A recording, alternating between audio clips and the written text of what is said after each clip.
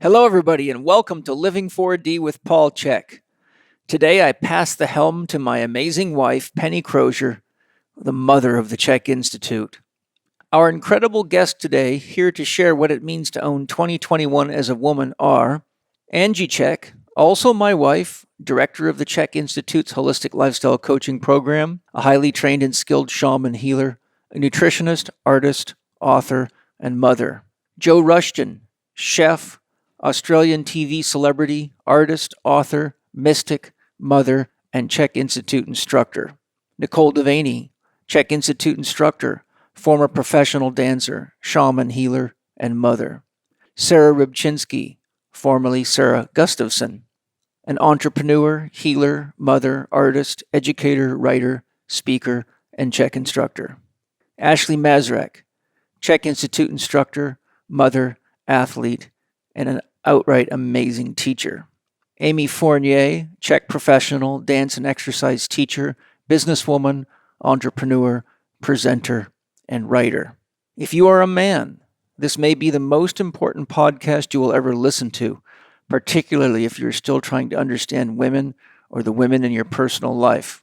If you are a woman, this may be the most important podcast you will ever listen to because you are about to hear and learn from and be inspired by 7 of the most amazing, honest, complete women I have ever met and worked with and shared the beauty and challenges of life with in my entire life. Each of these amazing women have touched my heart and soul deeply. 2 of these women are my wives, Angie CHEK and Penny Crozier, who is the facilitator of this incredible exploration in what it means for a woman to own her 2021. Through their individual careers and their work as instructors and leaders in the CHEK Institute, these women have not only improved holistic health and exercise education, they have touched countless lives with their love, wisdom, and guidance, and all of them have made and do make the world a better place for all living beings each day. Men, it's time to get out your notepad and pen so that you can learn a lot more about what it takes to be and what it means to be a woman in the world today. I encourage all of you to take the wisdom you gain into your hearts and share it with all the amazing women of your life and the world. They truly deserve our utmost love and respect, for the world would surely implode without them. Women, you are about to learn how important it is to honor, love, and respect yourself, and get permission from 7 of the most powerful, incredible, accomplished women I know to just be, to be yourself, to create inner freedom, and to use your power of choice even in the throes of life's most intense challenges. This is sure to be a podcast you will want to share widely. Enjoy the deep wisdom of Penny, Angie, Sara, Joe, Nicole, Ashley, and Amy. Well, hello and welcome to a very special edition of Living 4D with Paul CHEK, where we don't actually have Paul CHEK as the main item. Today, we're going to be hearing from 6 fabulous women in the CHEK universe, and I'm going to ask them what does it mean for them to own 2021. So I'm going to introduce each of the 6 ladies that we have online here, and then we'll go around the room and we'll ask them about owning 2021. So first of all, we have Angie CHEK, who's CHEK faculty member. Hey, Penny, how are you doing? Doing good.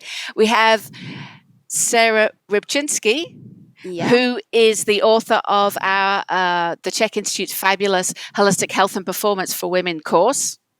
Hi, how are you?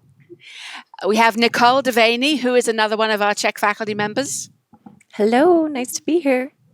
And then joining us online, we have Joe Rushton, all the way from Australia, another of our CHEK faculty members. Hi, everybody. We have Ashley Mazurek from Florida, another CHEK faculty member. Hello, happy to be here. And Amy Fournier from the East Coast, who is a longtime CHEK professional with her own training facility over there on the East Coast. Hi, Amy. Hello, everyone. Great. So first of all, let's do a little round robin in the order that I just introduced everybody, just to make it easier. What does it mean for you to own 2021? All right. Well, for me to own 2021, I actually have two kids. I have a 4-year-old and a 1-year-old. So to own 2021 would mean that I have the ability to mother appropriately. So having the space also outside of motherhood to meditate and bring myself into more of a Zen mind so that I can mother at the level of mothering that I feel is right for a child.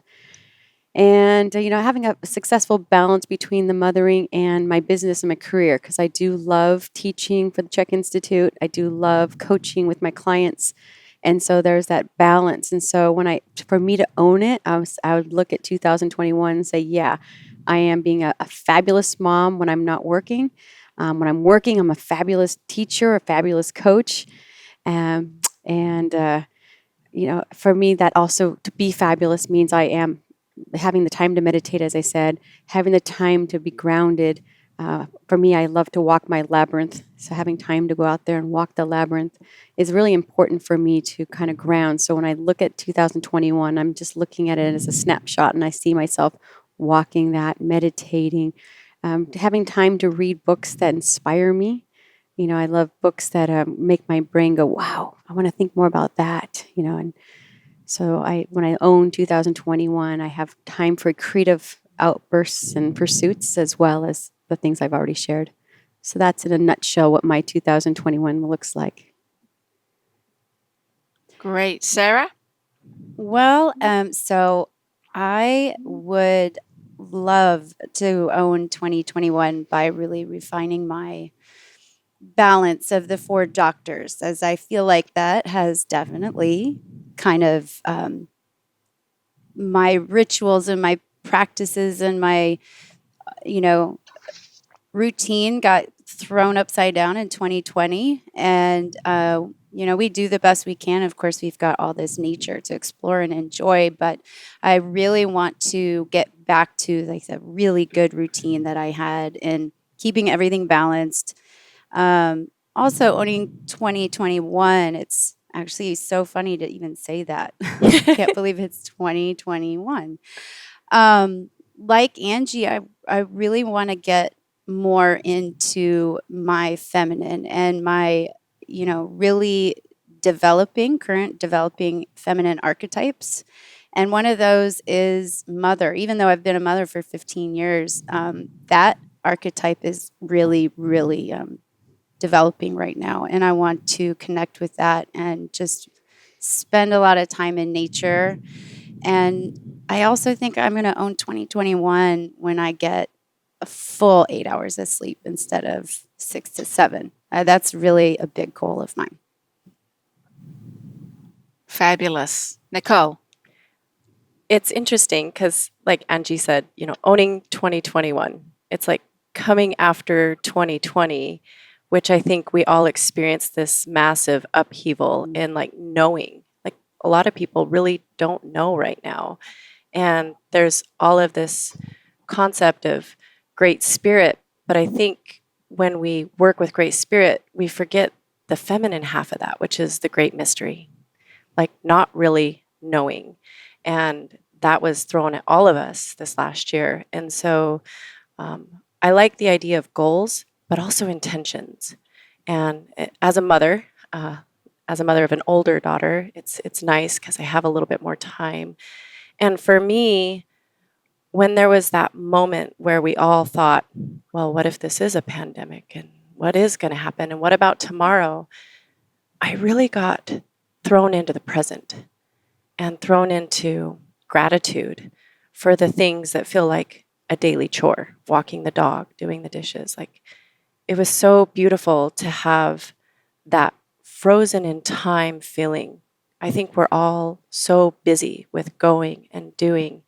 And it didn't mean that I stopped going or doing, but in all of the doing, I found this level of gratitude that I think that you get when somebody that you know close to you passes, or you're told that you might have a terminal illness, and all of a sudden every day is a gift. And so for me to truly own 2021 and every year beyond this is to live it as present as possible and in the space with as much gratitude for whatever's coming, because I really do feel like we're in this great mystery, and it is the feminine coming in to balance that masculine of great spirit.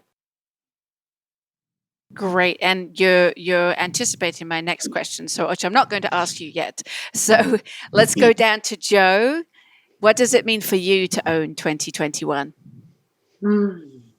Well, I so resonated with what Nicole had just shared with us. And, I sit very much on that spectrum of going more and more into that voidal space. I think 2020 was an incredibly busy year in our line of work, reaching out to more people, offering more support. And within that, in the latter half of the year, there's been this huge pull for me to go inwards and sit more in that voidal space and go more deeply within, sitting and receiving, and really receiving more of the guidance as to what 2021 needs to be for me, but really far more from a deep inner space rather than the mind or the ego driving what those goals might be or what it is that we want to take action on in our life, and really sit in the voidal space of receiving. So for me, 2021 is going to be more of that, going to be more of a balancing between the being and the doing, more time for my own creative work, more time for bringing through what I love to do, but in more creative ways. And I've just found that in 2020, it's been a really beautiful, joyful experience of going deeply within and receiving that and really surrendering. So I think for me, 2021 is a continual path of surrendering to the mystery and really allowing my guidance to show me what will unfold in 2021. There's lots of exciting projects, but it's really looking at that co-creation, collaboration, and cooperation with my divine presence, and allowing the highest potential to unfold from that place. Wonderful. And Ashley, what does it mean for you? Well, what is 2021? All of the responses I couldn't agree with more, and they all do resonate with me. The first idea that comes about that question is it feels like I don't own anything and I don't want to own anything. As much as my ego would like for me to believe that I do, I have worked really hard to try to not attach to things, to people getting better through my own coaching, my ideas, and my programming. It has been a process of attaching to others, not attaching to their values. I still catch myself hearing old programming through parents about what I need to do and what I don't need to do. And I sit with myself on a daily basis about just letting go and just being apart from any kind of attachment to anything.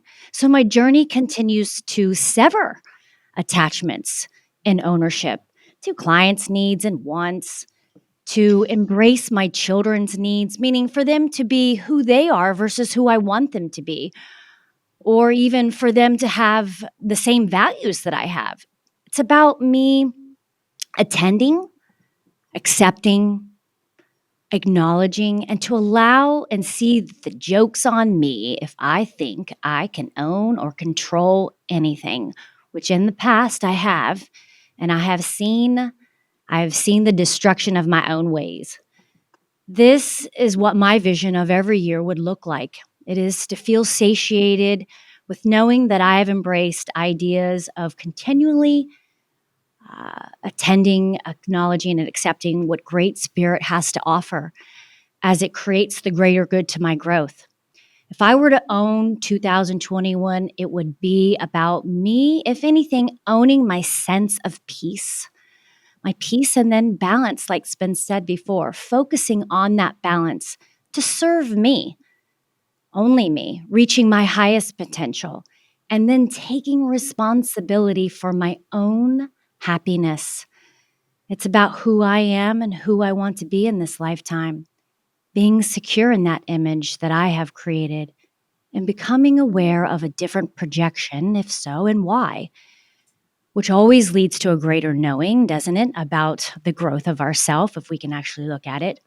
It's about me sitting back to witness and to be okay with me, forgiving me first, and continuing to love me and seeking the truth of what is.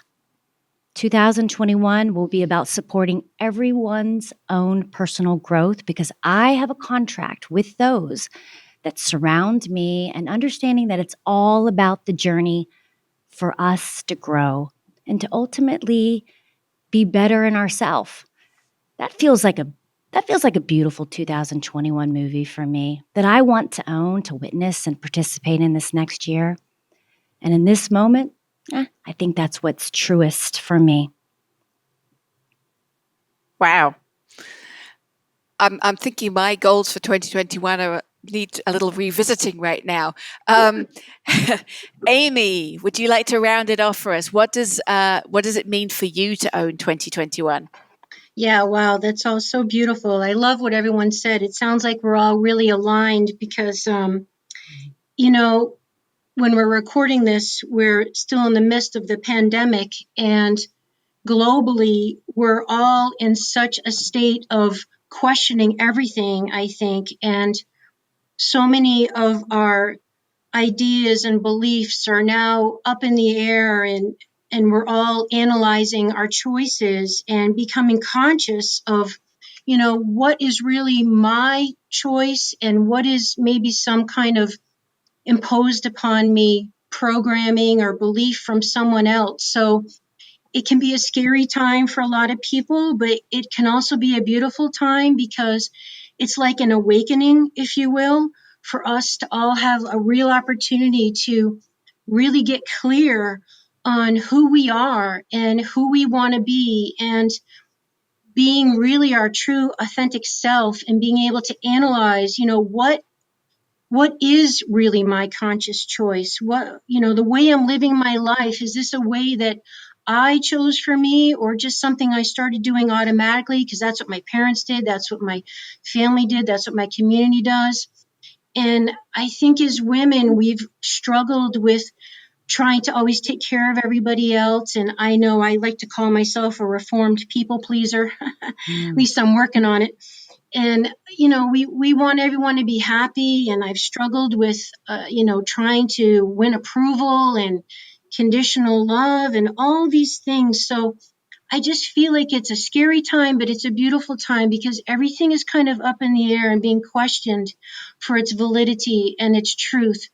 And it's giving us the opportunity to get clear on what's important to us, and then be able to walk our talk, live our values, and analyze our lives and our daily choices, because our life is right now. We hear this talk about the present, but the present is right now. And am I living my truth? Am I speaking from my heart at this very moment and what's real to me? And that's a question we can ask ourselves from moment to moment. And when I think about, owning 2021, well, to me, that implies some sort of conscious choice and a feeling that I do have some sort of sovereignty over my life, some sort of personal power. But I love what everyone said about there's this real issue going on now with the masculine feminine balance, I think, in the planet. And, how much sovereignty do I have, and how much collectively do we have together? And what is the balance of the great polarities of the give and take? Where am I receiving? Where am I giving? Where's that balance? And that's the masculine feminine that I think we're collectively all addressing now. So for me, owning that would be to learn the discretion, to know how to walk that fine line between giving and receiving, and living my truth, living true to my soul's values, and setting up my life in a way that I can be authentically me and allow everyone else to be authentically them, for that matter. That's a great point. Allowing others to be themselves as well as allowing yourself to be yourself. Thank you all for that sort of round robin. Hi, everybody. I want to use this quick break to tell you about a special Black Friday offer we've prepared as part of our own 2021 event. As health professionals, we often encounter obstacles and roadblocks that make our mission harder, sometimes even stopping us in our tracks. The most common roadblock is lack of knowledge, or better said, lack of in-depth holistic knowledge. The traditional healthcare system has sadly brainwashed most health practitioners into a state of conformity where authentic and real connection with oneself, nature, and others aren't present.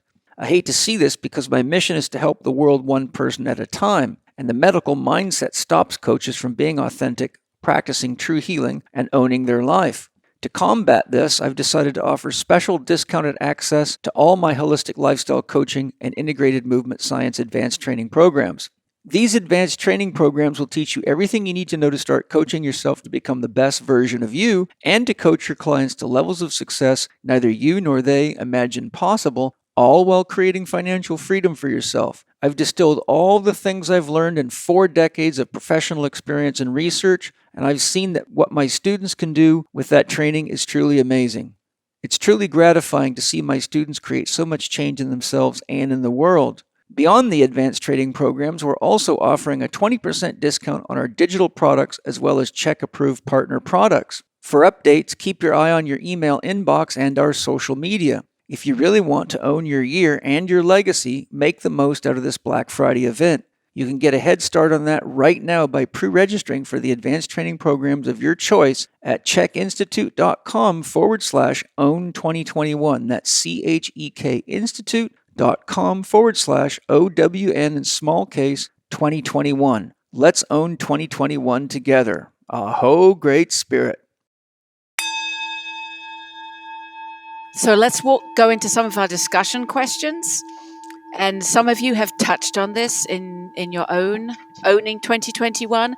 But what does it truly mean for a woman to own her own destiny?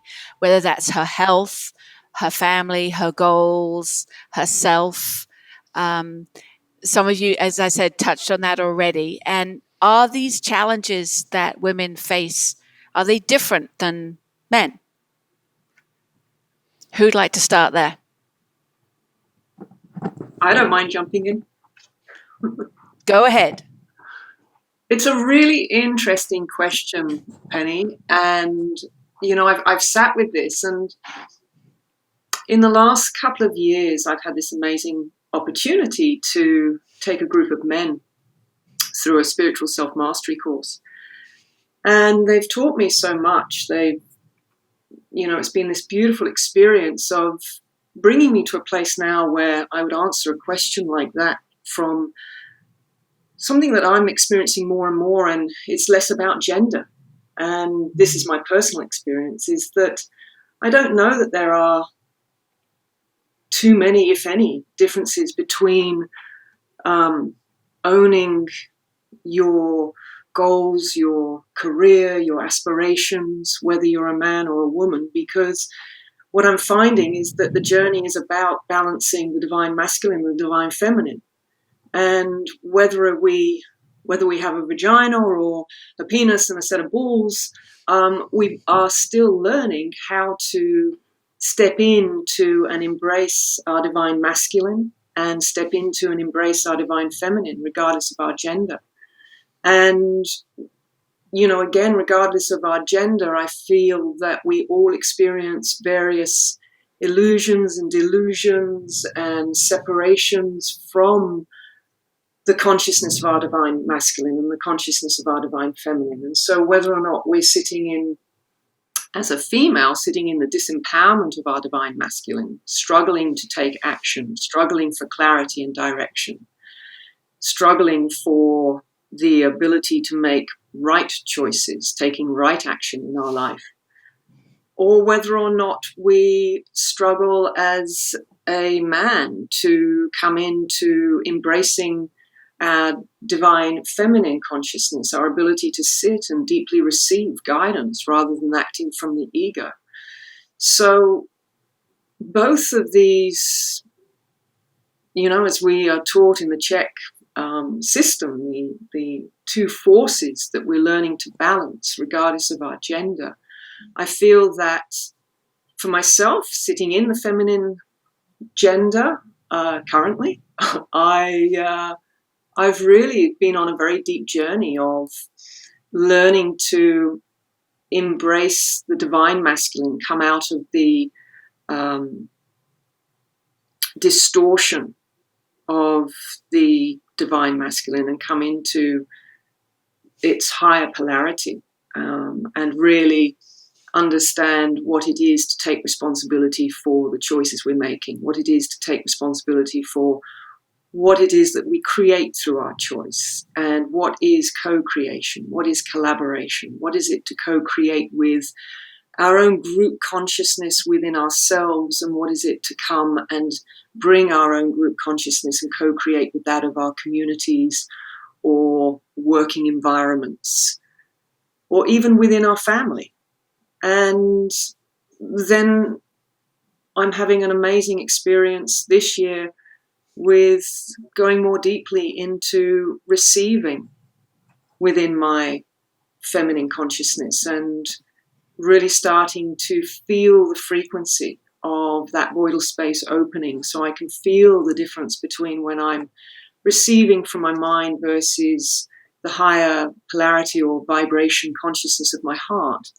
And when the two come together, when I can bring that voidal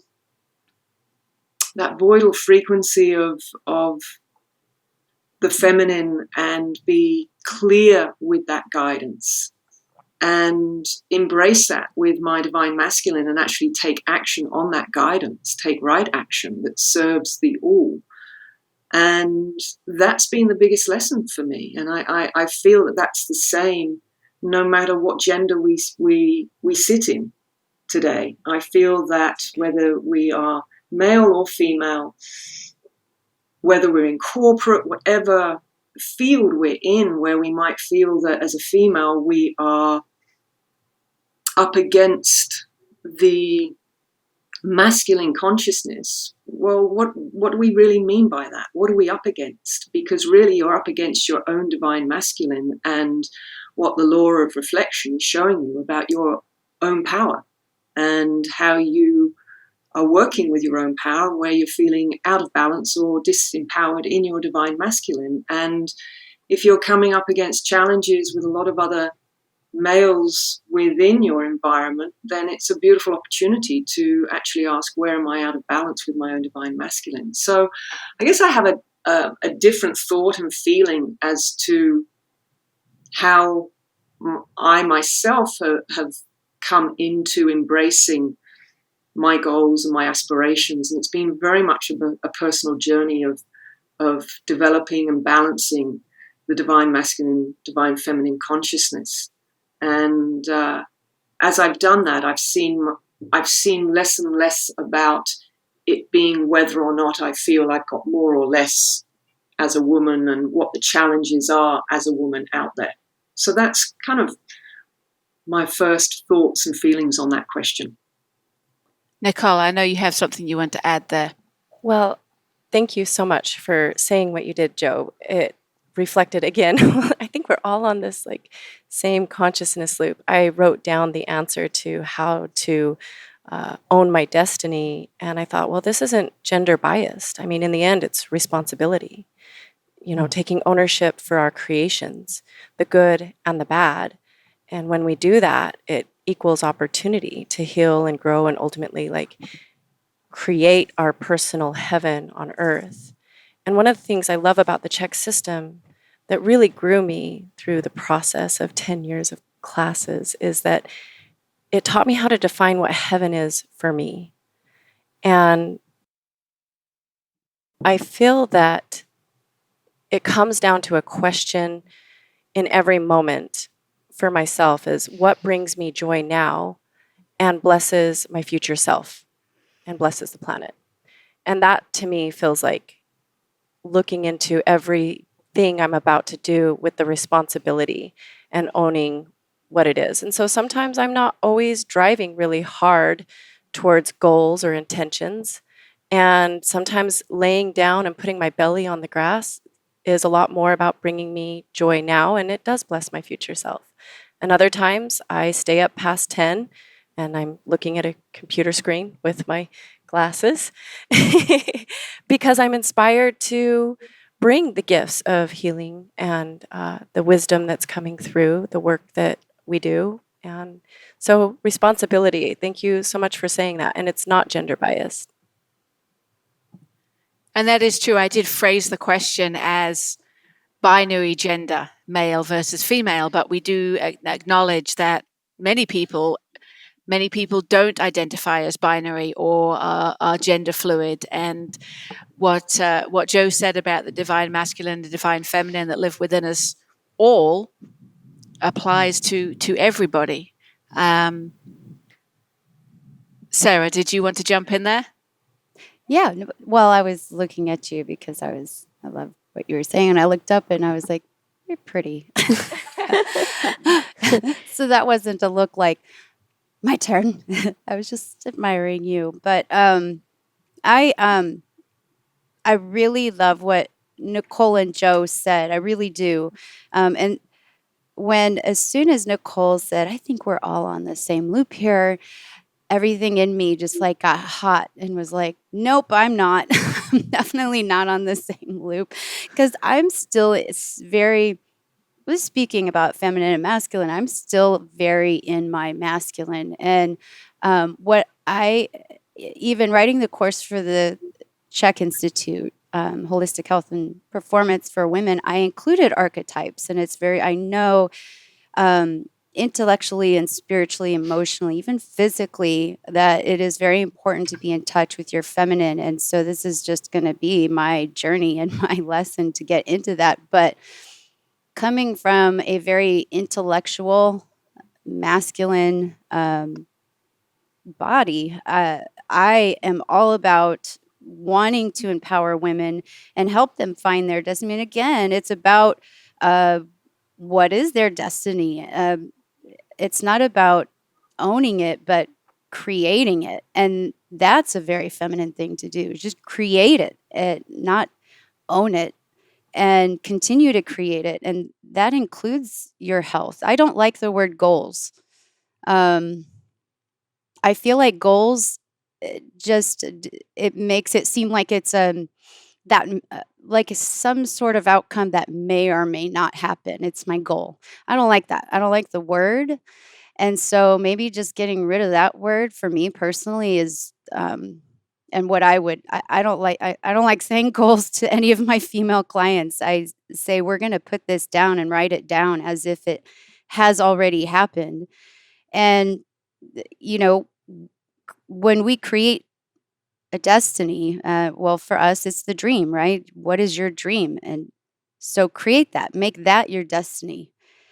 The only reason why I do feel like I'm not on the same wavelength here in the same loop is because I do feel that women have things very different. I wouldn't say are they different challenges overall, but I think in terms of creating and being persistent and being consistent in pursuing that destiny it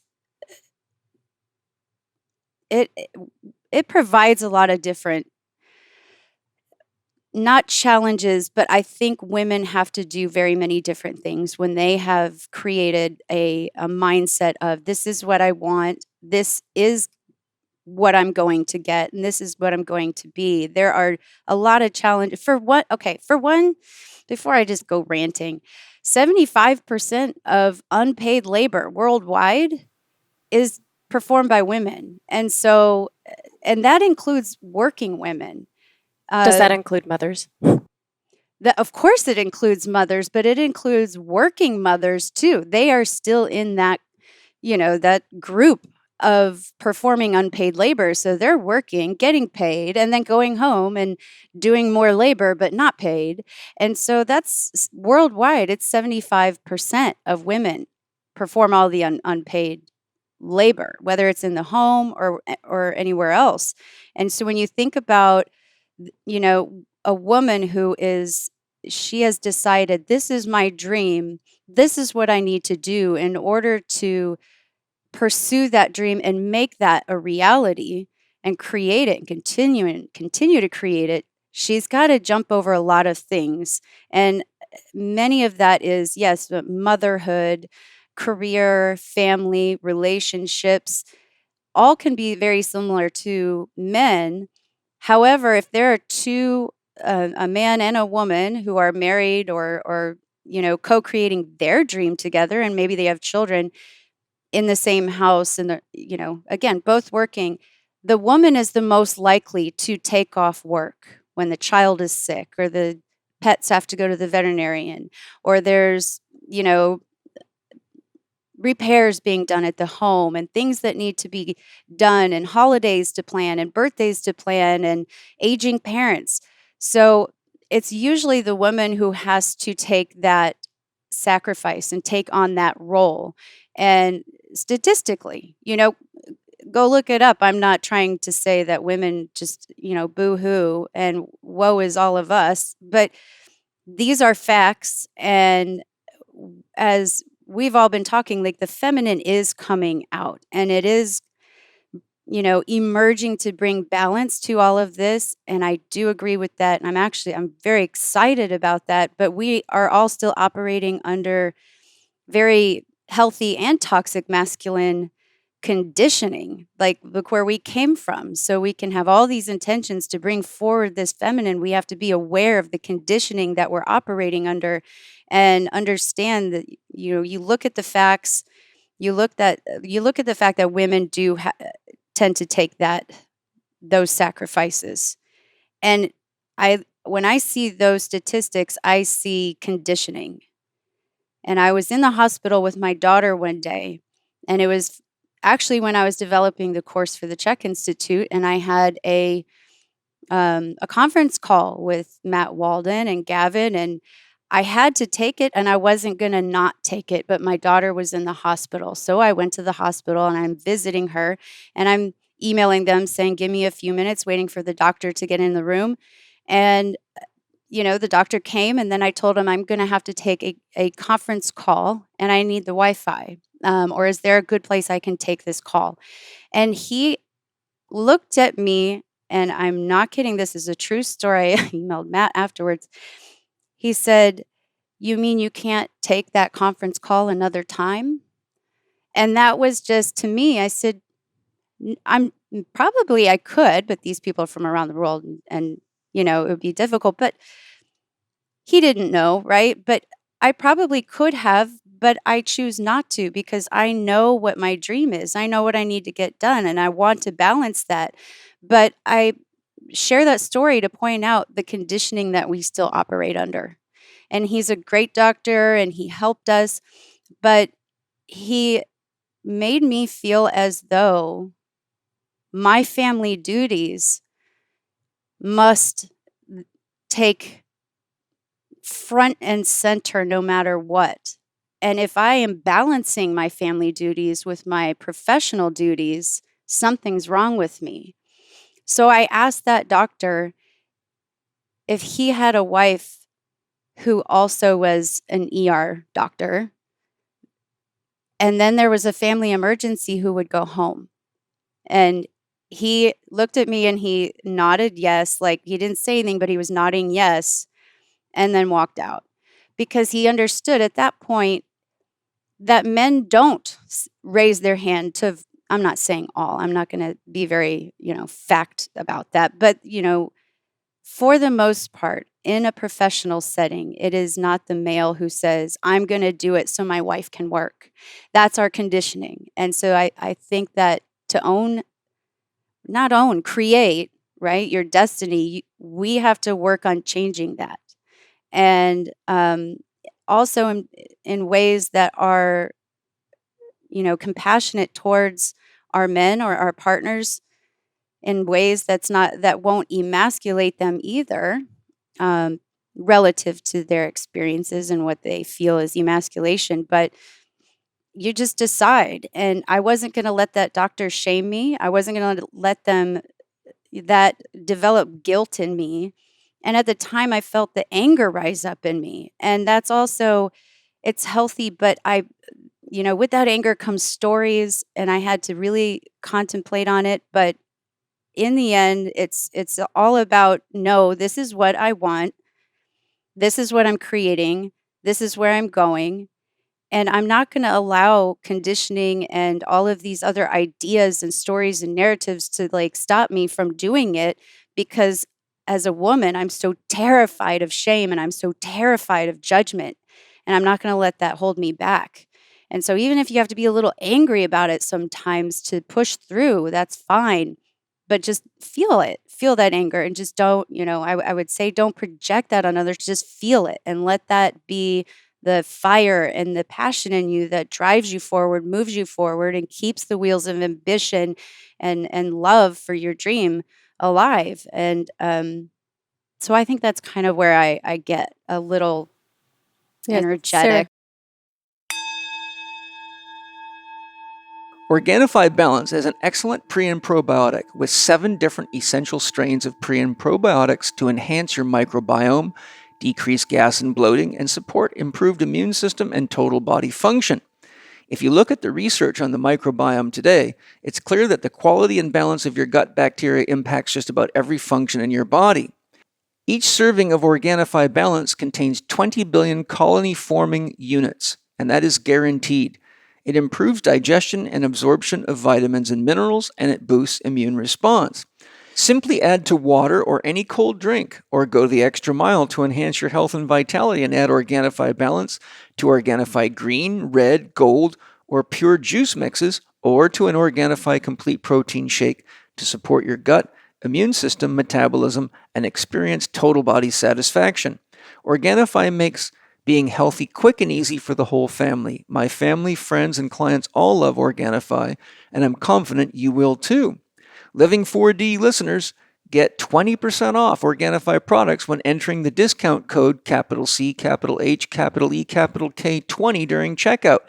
So go to Organifi.com, that's Organifi.com, to get your Organifi Balance and shop for all the great and easy-to-use nutrition products that your family needs. So I was thinking about that. So as you're talking about that story, you fully feel that if that doctor had a male in front of him, he would not have asked that question, right? It would have been like, no, absolutely not. yeah, Yep, you kind of feel that exactly. vibe Yes. that you're a woman, so you're supposed to just let everything aside. But if it was the father was there, it'd be like, oh, of course, here's the Wi-Fi password, Yeah, here's the room where you can take that call. Right. Yeah, it did. I felt it right away, was that he was just shocked. He was surprised. And it also could be because he's in the ER all day and he sees mothers bringing the children in, right? And mothers staying with the children and, getting their legs wrapped and casts put on and whatever. And so it surprised him to have a woman, say, I need to take a conference call. I think that was I'm not saying he was a jerk or an asshole. Like he just, that it was a surprise to him. But the point is, that's our conditioning. Those are our stories. And so I want women to know that if you really truly want to create your dream and continue creating that, you have to continue to fight against those things, continue to fight against the conditioning and the stories and these beliefs that we grew up with, and maybe not fight them, but work with them.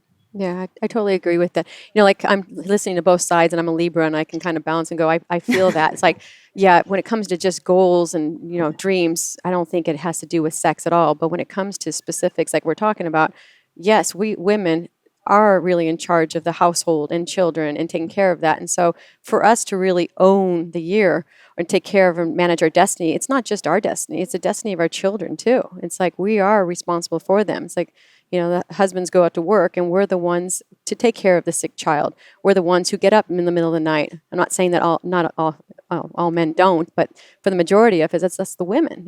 We can get by with only 4 or 5 hours sleep. Most men are rendered useless after, a few hours of not, missing sleep. And I feel like, for us to truly own the year, it's like, yeah, we're empowering ourselves. We're multitaskers. We're like, I'm going to have to own the cat and the dog and the children's destiny as well as I'm going to own my own. It's like we all have to go. I have to go forward with my children now and make sure that we're all moving in this direction. So it's like, Word.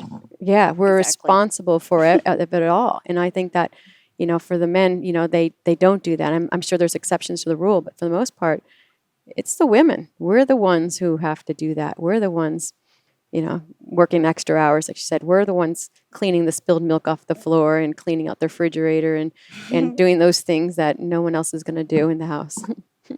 And so what would you say, what would your advice be to a young woman or a girl, an adolescent, even a younger girl, about how do they stand up and develop their own inner strength, their own inner fire, their own direction in life, find out who they are and Well, I grow think into that person?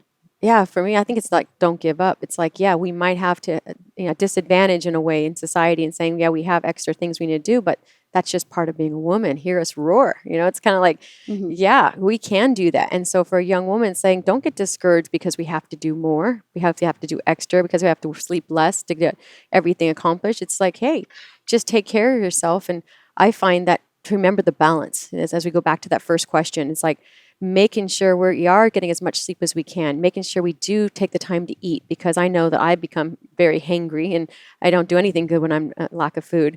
I'm taking the time to exercise and learning how to change with life. Like sometimes I think, I can't work out anymore. I've got these 2 young kids. And it's like relearning how to exercise with children.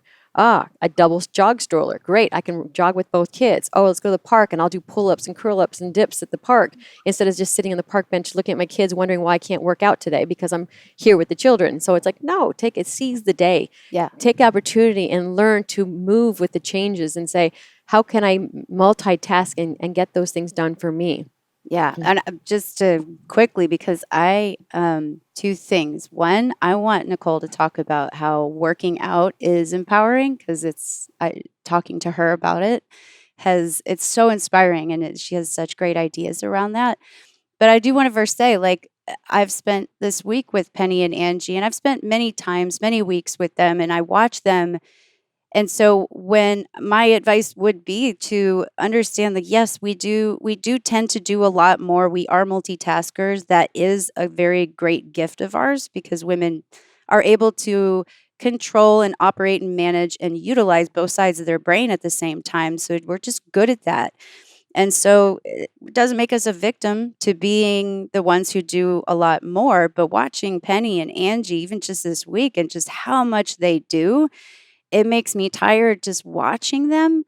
And it always has, but they're so just positioned in this, like, they have this posture of total balance, and they get up, they go to the gym, and they take care of themselves. They eat healthy food. There really is, no matter how crazy and hectic your life is, you can make those choices and make and take action and continue to pursue and just be persistent with it. As I've watched these 2 women and what it takes to support a man like Paul CHEK, while also being so intelligent and successful themselves professionally and being mothers. So it can be done, and when it looks daunting, good, then you're thinking on a high level.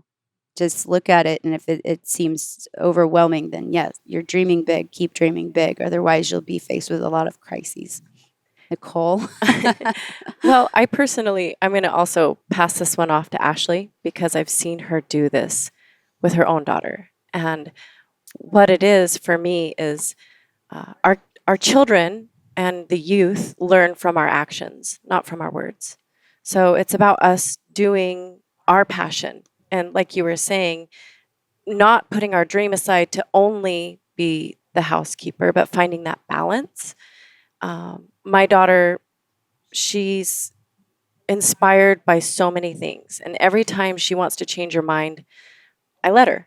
I Yeah. let her listen to that internal guidance. And she found exercise this year. And it's so amazing to watch her feel empowered through healthy choices. And she found Dunkin' Donuts the year before. And it was so beautiful to watch her become disempowered from the suboptimal choices. And the most important thing for me in raising the youth is to give them that unconditional love and support in all the choices that they make, and let them experience the beautiful lessons that life has to offer. I'm going to pass this one off to Ashley too, because I think she's done an amazing job raising her daughter. What was the question? Because I feel like we went in like 5 different directions here. Well, we did. That's because we have, six people on the line plus me. And so the question was, what advice would you give for a young woman or a girl to help them find their own inner strength, their own purpose in life? Well, I mean, girls, yes, I have a teenager. I have 2 teenagers. I have a special needs 18-year-old, which has graced me with the gift of learning the true life lesson of unconditional love. I can't thank him enough for giving that. It has been extremely hard journey in that respects. But my teenager, my little girl, I call her my little girl, but she is my 14-year-old. I must plead the fifth, JK, as she would say. Oh, just JK. Just kidding.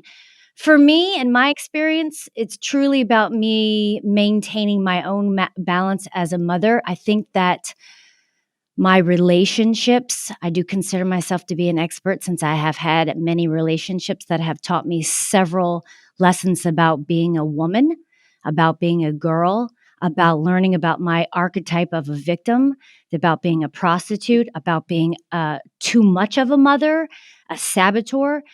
I feel like we have a choice in this life. We don't have to do it all. We don't have to care for it all. For me, it's about your needs and wants. What do you want? I sometimes do step up to be the over mother, but I am extremely fortunate to have a partner who's just as much a mother than I am. He steps up and does just as much as I do, if not more at times when I need to work and do the things that I want to do. He steps up and becomes the mother. When I choose to be the mother and want to stay home and nurture my feminine side because I need the balance, because I have overstepped the masculine side, which I love the masculine side of me. I grew into the masculine side and are just now learning to embrace the feminine. And these past 14 years, I think my daughter coming into this world was the true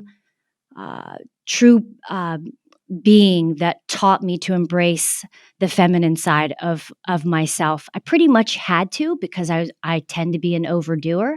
I tend to be too much of a multitasker. And when I started with her, I was pregnant. I had her on a Friday night and I went to my shower the next day.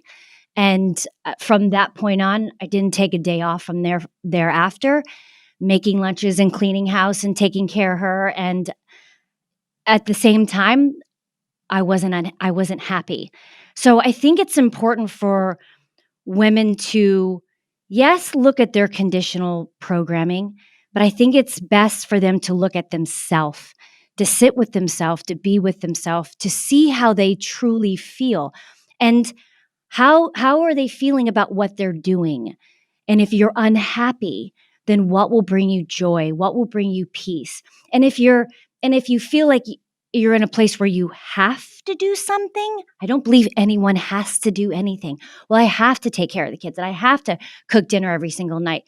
well, then that is a relationship situation where it's about going into your relationship and expressing your wants and needs. Because for me, from my own experience, found that it sabotaged my relationships because I felt like I had to do it all. I felt like I had to take care of the kids. I had to clean the house. I had to work. I had my own facility. I had training clients. I was teaching for the CHEK Institute. I was traveling. But then one day my partner said to me, "Why do you feel like you need to be Superwoman? No one asked you." And that was the greatest gift he could have given me, because no one did ask me to be that. And he said, if you want something or you need something, you just need to ask. And it was for me to do that. I didn't think I could ask. I didn't think that I had enough strength. I thought I was the one that was supposed to do that all. Yet I do have a dream and a destiny to be all these other things. And so being like that and learning that at my daughter's very young age, that I knew that her coming into this world, I did not want her to be like me. I didn't want her to be like my mother, who I was like, that classic person who just does it all. So it was about changing. It was about reflecting. It was about concentrating on what I was feeling in the moment, and was it making me happy? And if it wasn't, make a choice. And that choice is, what do you want to do and what don't you want to do? And then have conversations within your relationship so that you can figure out how you both can make it work and both parties can be happy. What are your wants and needs in this relationship, if it truly needs to go forward with all parties involved? And that was a decision I also at several times made. Can this relationship survive? And it was really about me looking at myself, not pointing the finger at him. Well, he doesn't do this. Oh, he needs to do that. It was about me sitting back, creating security and confidence within myself, and saying, here's what I need you to do to help me. Help me grow, help me be better, help me love myself so that I can love you better. And so that our daughter can grow up to not be a girl that falls in the same footsteps, but is a girl who grows into her own. And she becomes wise and she becomes nurturing to herself and her needs. And that she becomes a communicator, because that's the one thing that I lacked. So in order for me, I can't teach her. I can't tell her what to do, especially at this point. My goal always has been to ask and to be what I want her to be, and to be what I want my partner to be. If I want him to be more love and if I want him to be more helpful, then I become that. I become the change that we want to be, because the more I thought that I could change him, or I could change her, or I could definitely not change my stepson, it only backfired and caused more pain and more dissonance within my relationships. So it was about me being the best version through the aspect of loving myself and making the choices that made me happy. So then she learns that she has a happy mother, and she has a mother that makes healthy choices in food, and she balances it all with working out, and she balances it with work. And there are decisions that have tough decisions to have to be made. Yes, did I miss first day of school? Yes, did I miss her first competition? Yes. And there's a conversation about that, mothers are responsible for doing other things. They have other dreams, not that they don't love. They do love, but it's important for me to live my life for me as well. And in so doing, she does the same thing. Am I perfect? No. Do I screw up? Yes. But then I have that ability for her to see the screw ups and for us to have a conversation about the screw ups, so that I can apologize, or I can hear her thoughts on my screw ups, and I can ask her, how do you think I should do it better? What would you do in my situation? And respect her, so that when she grows up, she already has the knowledge and the wisdom and the witnessing of how her mother did it, and how her mother isn't trying to be perfect, and is just trying to balance it all, and that she can do the same. It is the journey through the aspect of change and witnessing and having a choice, and not, for me, not accepting the idea that can be put in our head about who we may be, who we should be, what we're supposed to do. And I constantly talk her about that as she goes through high school, hearing things and things being said to her. I said, it's just an idea. Do you choose? You have a choice. Do you believe that about yourself? And if you don't, what is it that you want to believe about yourself? And make that choice. It's merely the perception that you choose to believe about you and everyone else. But don't allow the idea that you can be anything other than what you want to be in this lifetime to hold true. That's just my take on it. And Thank you, Nicole. that seems like a pretty good take to me. Hi, everybody. I'm sure you've all heard of the benefits of bone broth, but I bet you don't know about bone broth protein powder. I found an awesome bone broth protein powder with Paleo Valley, and I asked Autumn Smith if she'd explain why hers is so good from Paleo Valley. Well, like you said, collagen is basically the fountain of youth, and most of us are not getting enough of it in our diet because maybe we don't have time to simmer bones on a regular basis. And so we created our powder to make getting the benefits of collagen for your joint health, for your gut health, for your mental health really, really simple. And we sourced it from 100% grass-fed and grass-finished bones. So it is a beef bone broth protein powder that you can literally put in everything. It's tasteless. I add it to my son's smoothies. I put it into his desserts. You can even put it in soup and get all the benefits of collagen without all of the time and energy and investment. So all you have to do to check it out is go to our website at paleovalley.com. That's PALEOVALLEY.com. And you can use the code CHEK15. That's lowercase CHEK 15 at checkout. And I hope your family loves it. I know you'll love it. Keep your body healthy, keep your kids healthy, and let's make the world a better place with Paleo Valley. Enjoy. Let's talk for a few minutes about adversity, because if there's one thing that we are absolutely guaranteed in life is that there will be change and there will be situations and circumstances that are not exactly as we planned. How do we cope with these? How do we as women cope with adversity or become more, and maybe this is not the correct word or the best word, resilient in the face of adversity? Amy, would you like to lead us off with this one? Yeah, sure. I'd say the first thing that comes to mind for me is I feel like we need to just primarily establish a really firm relationship with ourselves. And, what came up for me when Nicole was speaking was, if I was a young girl, I wish someone had told me to learn to be comfortable feeling disapproval and disapproved of, I should say.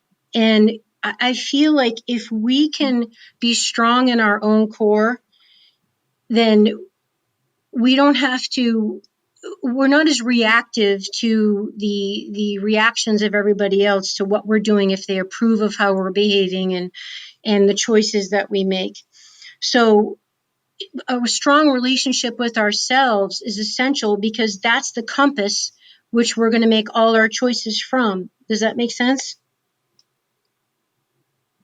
Yeah, absolutely. And then I feel like, when we're strong in ourselves, it's like you have your own back.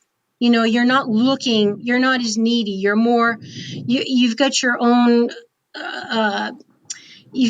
compass, so to speak. You're not looking for approval from other people to give you your strength, to give you your wings. You have your own back. And that's developed over time by just trusting yourself, by not letting yourself down. I think a lot of women are afraid of being abandoned and being on their own and being independent. And there's a lot of judgment there if you're not married or you don't have kids and all these different societal things that are happening. But I often wonder, how many times have we abandoned ourselves? We're always worried about people abandoning us, but when do you sell yourself out? When do you stand up for your own needs and have your own emotional boundaries, to have your own respect for yourself, to be able to speak your truth in love, like, this works for me, this doesn't work for me, and be strong in your core. If someone disapproves of you, that you're okay with that, but lovingly let them have their opinion or their, something different than you, but standing strong in your own self. I wish I knew that when I was a younger girl, to be more okay with feeling disapproved of, and just to carry on in spite of that. So as far as adversity and change, I feel like that's what gives you a strong backbone. That's what gives you a strong core, is that you always have your own back. You're not looking to other people to hold you up and give you legs. I love that, Amy. Yeah, what comes to mind is I have this saying, and I don't know where I found it from. It's not my original quote, but it's "Be you. Everybody else has already been taken."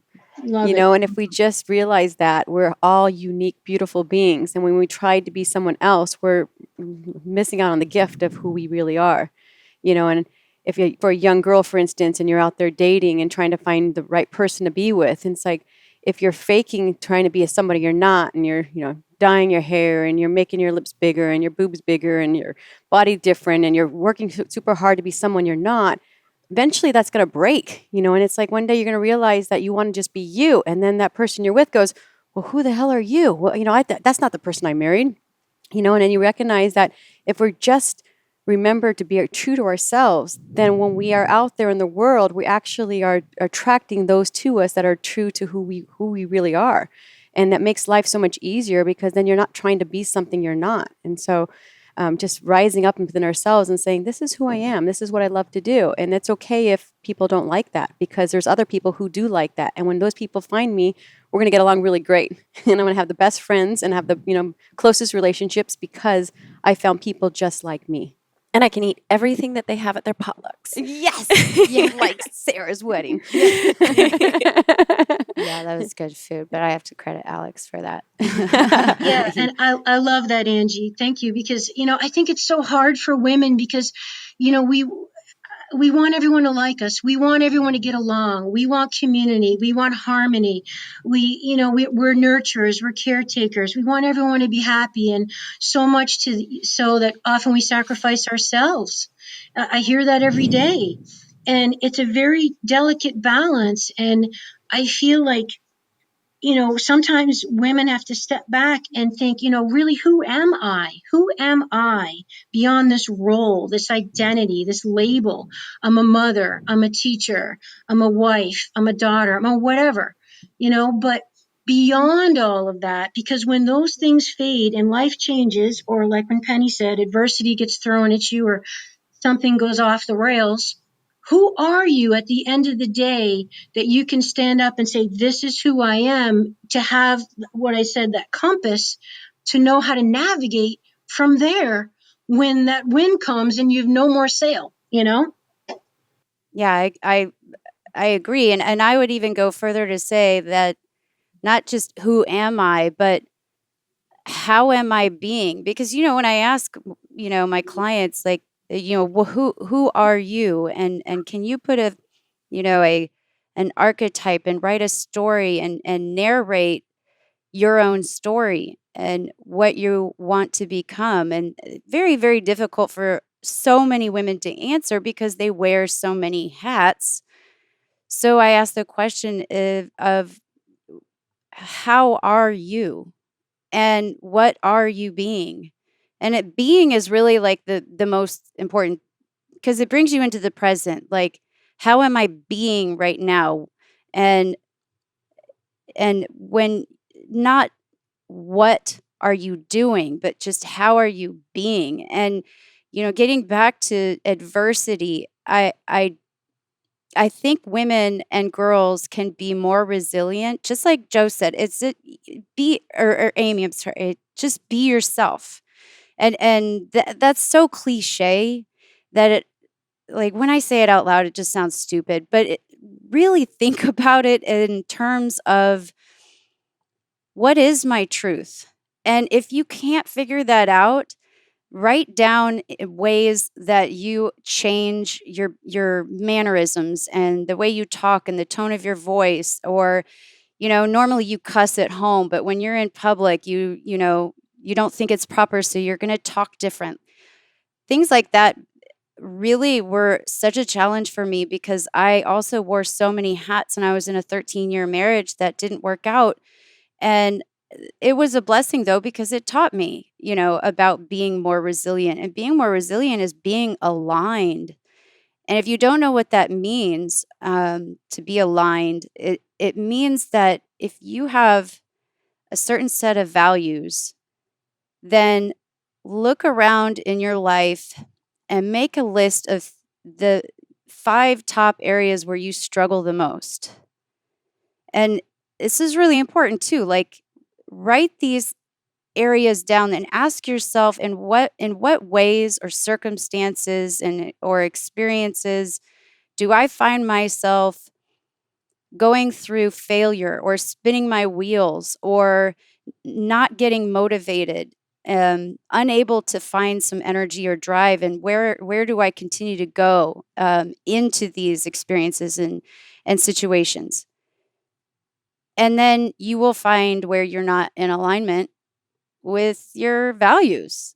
So it's like the best. So when you look and you flip the coin on that, you ask yourself, what areas in my life have the most success, are the easiest for me, that I find myself moving forward and improving and loving and enjoying, and they make me happy and I feel like I'm doing something and there's meaning. Well, then you're in alignment. You're in alignment with your values. And sometimes people put values down that they actually don't really, that aren't that important. They write them down because they think they should be important.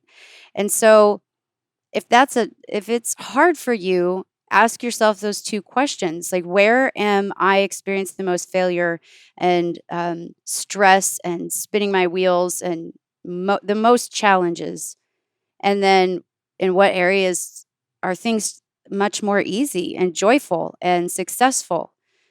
So in the areas where things are going well, then you're in alignment. And so take a look at that. And if you could write a story about those experiences or circumstances or tasks and responsibilities or hobbies, then those embody your values. And that's what you need to stick to. You need to stick to your values because that's your truth. That is your absolute, at the core of your entire being, your truth. And I struggle with a lot of these like women's circles. I don't want to say anything. I'm not saying they're bad, but a lot of my experience in being asked to participate or even facilitate these women's circles is that many of them are gathering to basically circle around and talk about their victimhood and their trauma and their relationships with narcissists as if they're badges of honor. And all it does is just put you in a circle of people who are thinking the same thing, that it's okay to be a victim to these things that everybody goes through, everyone.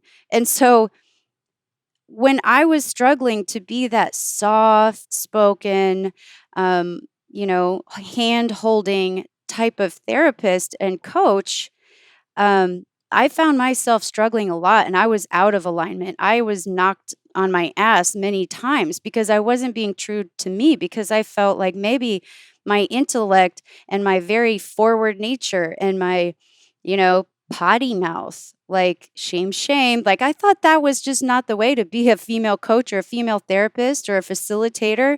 And so I found myself facing a lot of crises and stress. So I just went back to being myself, which is just a loudmouth and very assertive and helping women means helping them by being who I am, truly.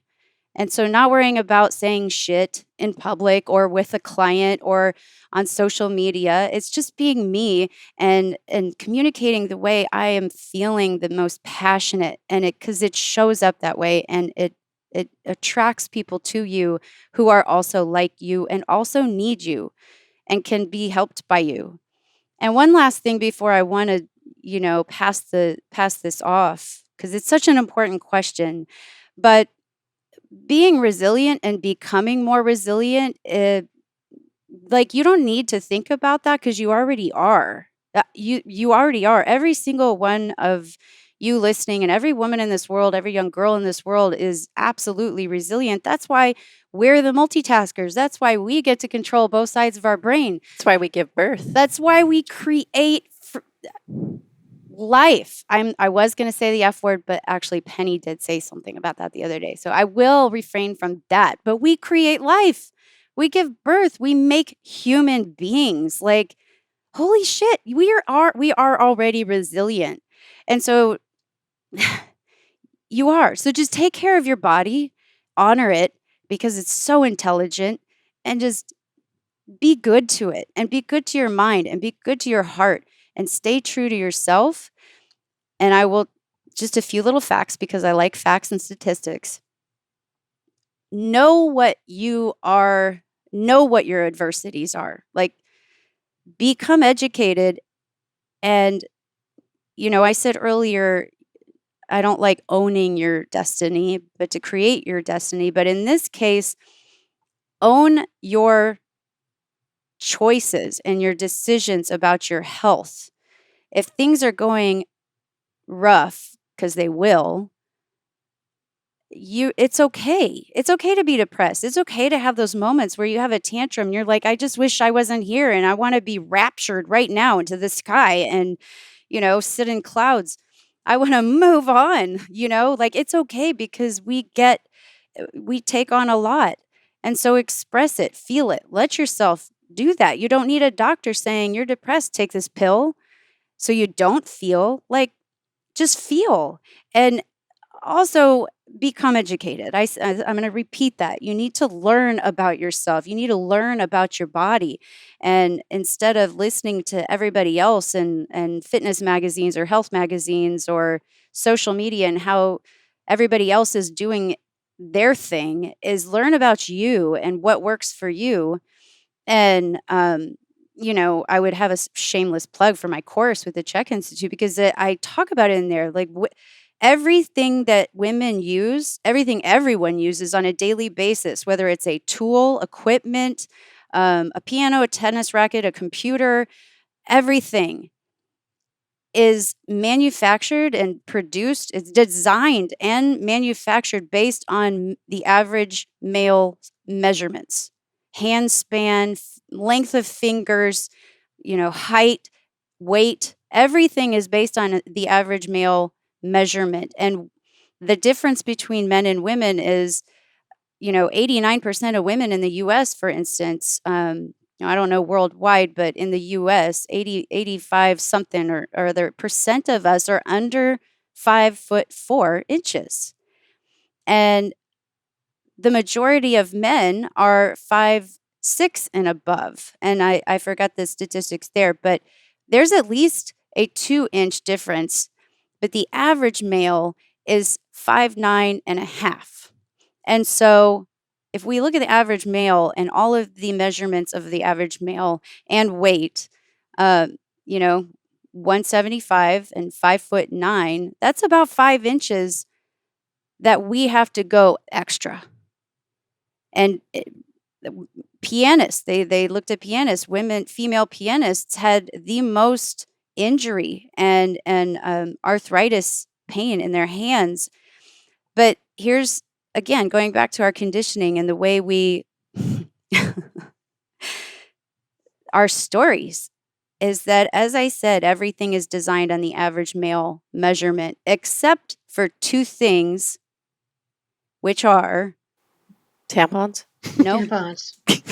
those actually thinking can fit up tampons. any asshole. What I was going to say is Sorry. shopping carts and kitchen utensils.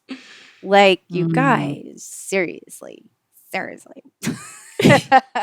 So when we go to the gym and pick up a barbell, that's based on male measurements. When we open a door, walk up the stairs, type on a keyboard, try to take a selfie, all of that shit was based on male measurements. And so that's why, that's why we're resilient, because we have the most injuries, the most incidences of pain, and we still live longer. So I'm going to pass the mic because I'm getting a little energetic.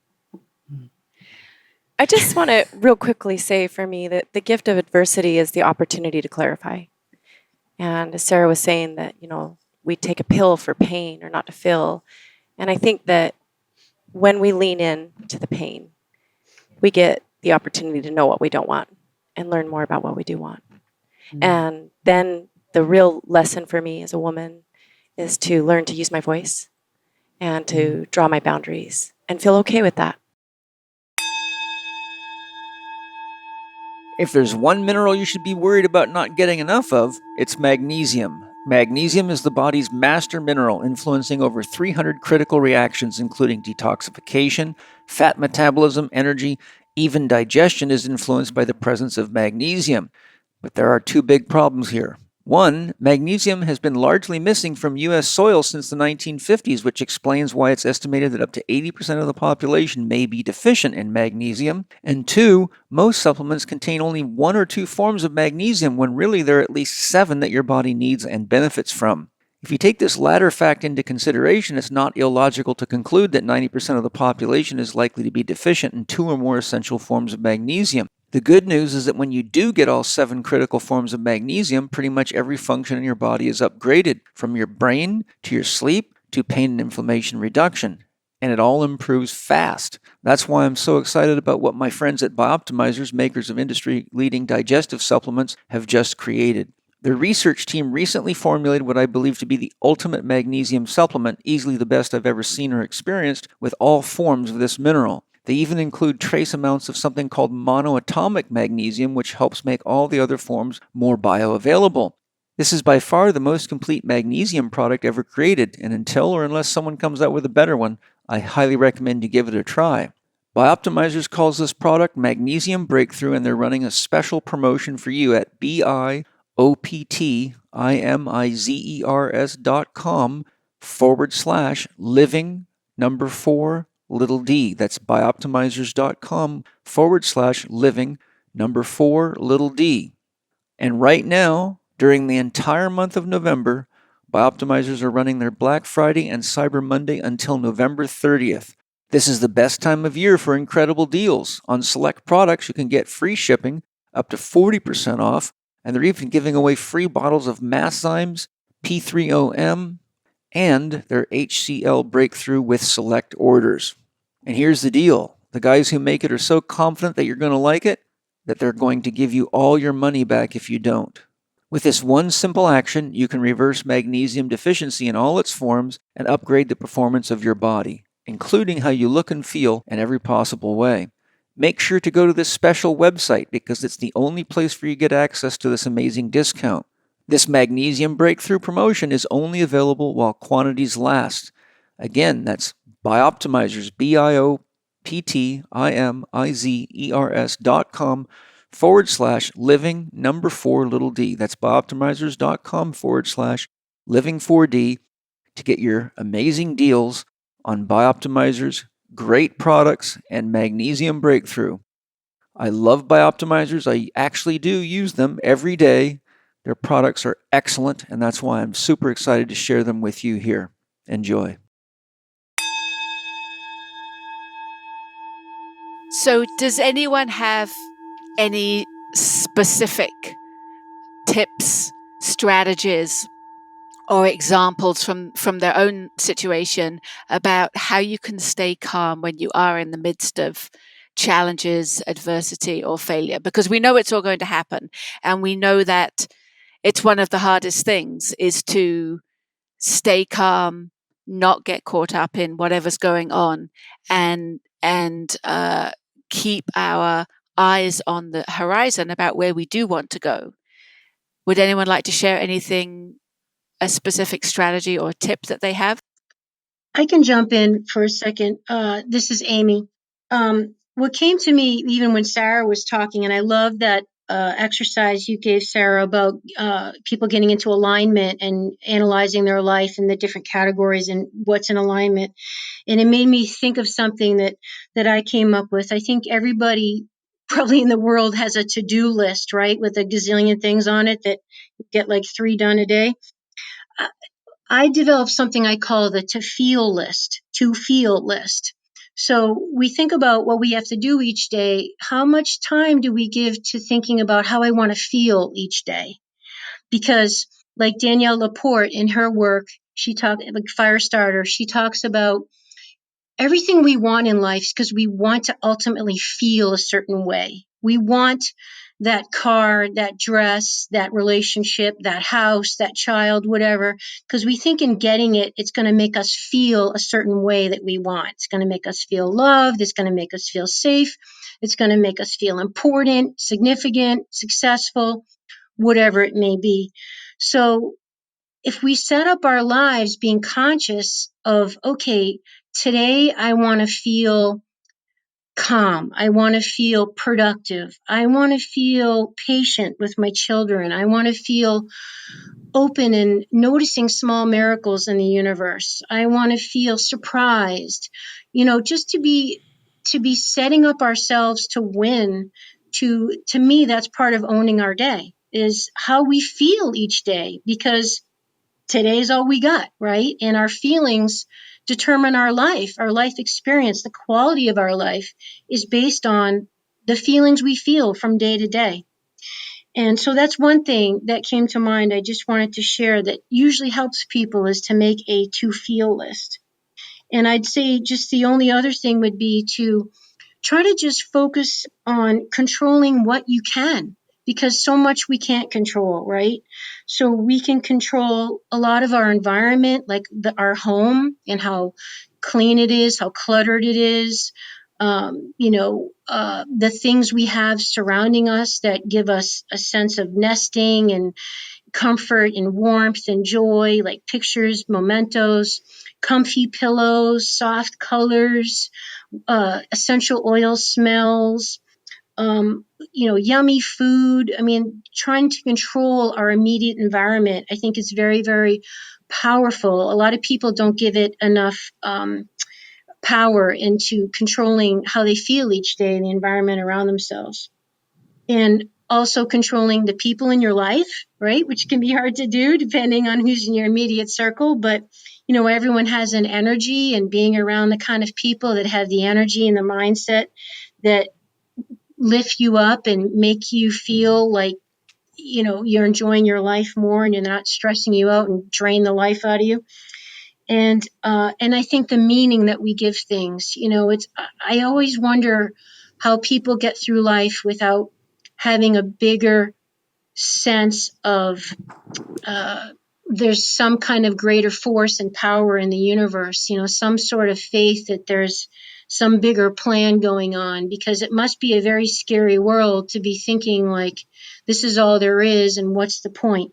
So to having some sort of grounding compass of like there's a bigger picture going on here, I think can really help get us through times that we don't understand. And there's a lot of life that we don't understand, but having faith in the greater good, and that there is a loving greater something out there, whatever you want to call it, I know that helps get me through a lot. Great. Yeah. Not getting caught up in the minutiae. Yes. Yeah. Joe, do you have anything that you would like to share with us and our listeners as far as specific tips? Sharing from my personal perspective, what adversity, if I look back over my own years of adversity, and as we've all experienced at various times, it's inevitable. And it is about how we navigate when that storm tsunami comes through. And for me personally, it's absolutely taught me on the polarity of control. It's taught me that every adversity, and I loved what we were talking about before in terms of resilience, because the adversity really does just show you how resilient we are, but it gives us an opportunity to experience that resilience within us. And for me, adversity, if I go back to my earliest experience, my first adversity of coming to terms with my sexuality and coming to terms with the fact that I was gay and the fact that I resisted that. I absolutely did not want to be what I was feeling. And so it's really interesting hearing how everyone is talking about, get clear about alignment, get clear about what it is that you feel. And my earliest experiences of that was, I don't want to be feeling this way. This isn't normal. This isn't right. And of course, all the conditioning that went with that. So one of the greatest things that adversity has continued to teach me has been what it really is to practice surrender. And for years and years, that word was just, surrender. What do you mean surrender? Let go. Tell me what to let go of and I'll let go of it. And it took me so long to come into a place of understanding that surrender and letting go is a process. And for me, it's become an understanding that it's a process, first of all, of acknowledging what is, no matter what it is, acknowledging it. And then coming into a place of accepting it. And acceptance isn't about liking something. I think often people think, well, I've got to, make peace with it to accept it. Well, actually, you don't have to make peace with something to accept it. Acceptance is accepting what is, no matter what it is. It's not about liking it, trying to change it, trying to fix it, not wanting it to be what it is, because all of those things are, in actual fact, not accepting what is. Whilst we're trying to change it, improve it, fix it, move it somehow, in some way, shape, or form, not let it be what it is, we're not accepting it. So acceptance isn't about liking it or finding peace with it. It's just actually coming to a place deep within your heart, which is a process of continually opening more to yourself and the situation or the person. And in this case, for me, it was a place of coming into a place of opening to myself. When I look at what were the tips that I used in that stage of my life of going through the adversity of coming out, and it was a process because it took a number of years, and I was in denial, and then I had to step into that process I've just spoken about, acknowledging, because it wasn't going away, and it wasn't something I could control, as hard as I tried. And it wasn't going anywhere. So it was a process of coming into a place of truly acknowledging myself, my situation, my thoughts, my feelings, my desires, my inclinations, coming into a place of really acknowledging them and accepting them for what they were and stop trying to change them. And as I did that over a period of time,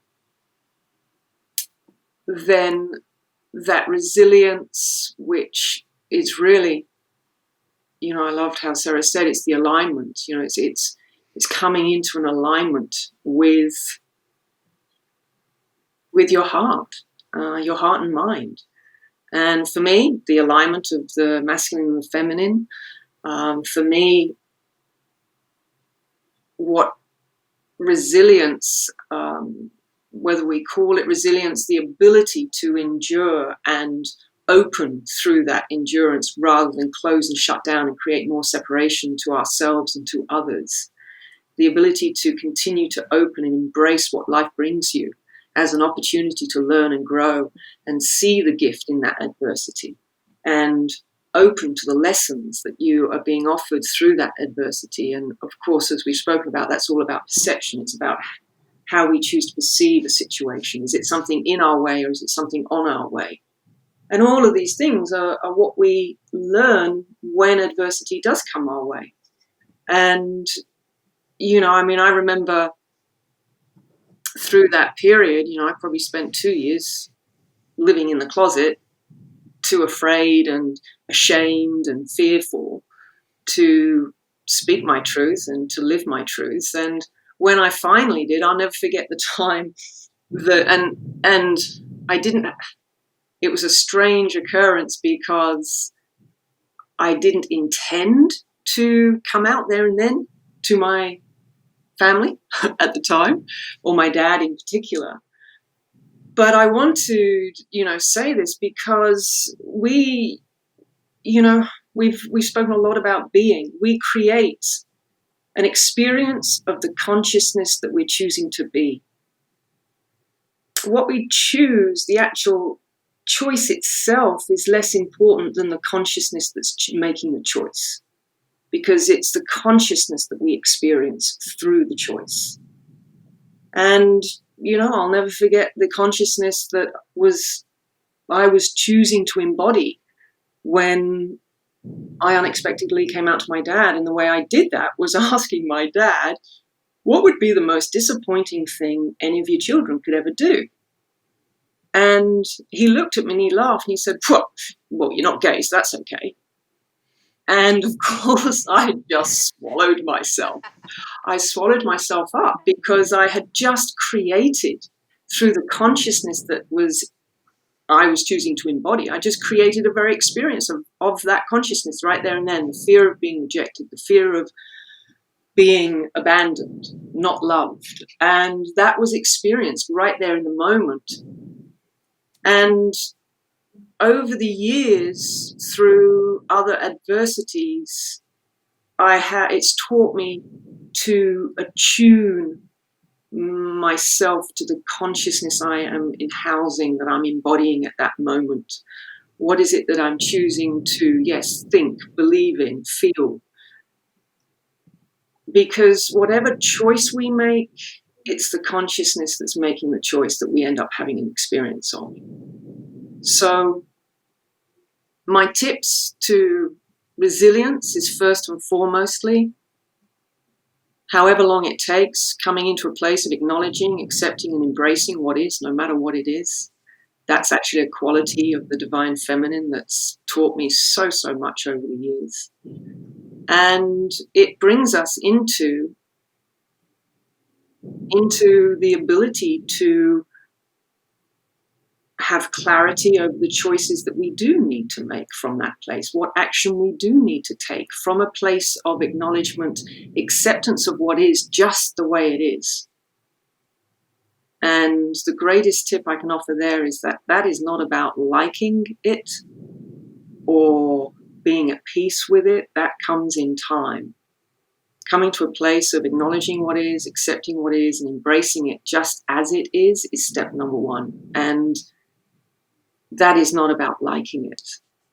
So that was a huge tip for me that's really, with every adversity that's come along to challenge me and help me grow and open to myself, that 3-step process has been a very powerful one. And from that place, I have been able to step into clarity, direction, right action, and embracing the choices that are in the highest potential for me.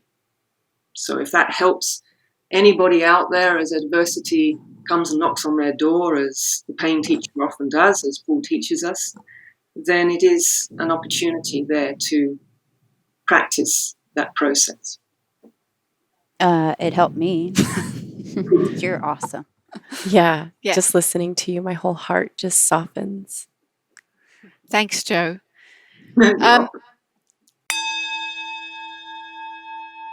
I'm sure all of you know that mushrooms have a wide range of amazing healing benefits, and they're talked about a lot in the news these days. There's a huge amount of research going on. And one of the companies that does a lot of research and produces excellent products, of course, is Symbiotica. And they have an amazing new organic longevity mushroom product. So Shervine's here to explain to us exactly what we can expect from this amazing product. Shervine, what have you guys got coming out for us? This one's exciting because, as you know, me and my family, we've been hunting mushrooms in the forests of the Pacific Northwest and, Northeast Canada for a long time. And medicinal mushrooms, the background of it being a Taoist immortal practice coming from ancient China, This is something new, and this is the first time it's ever been done before. Nobody has ever made a liposomal mushroom complex ever in the history of supplementation, at least in this epoch. And what we got in this one is we got king trumpet, turkey tail, Antrodia, maitake, and the queen reishi mushrooms all blended together, all grown here in San Diego in an organic grow farm, certified organic. So nothing's coming from China. And it's no offense to China, but there's a massive amounts of industrial pollution there, and regulations there are really, really low. So this is safe for everyone, all ages. We use organic cacao extracts, and this is almost like a dessert. It's so delicious.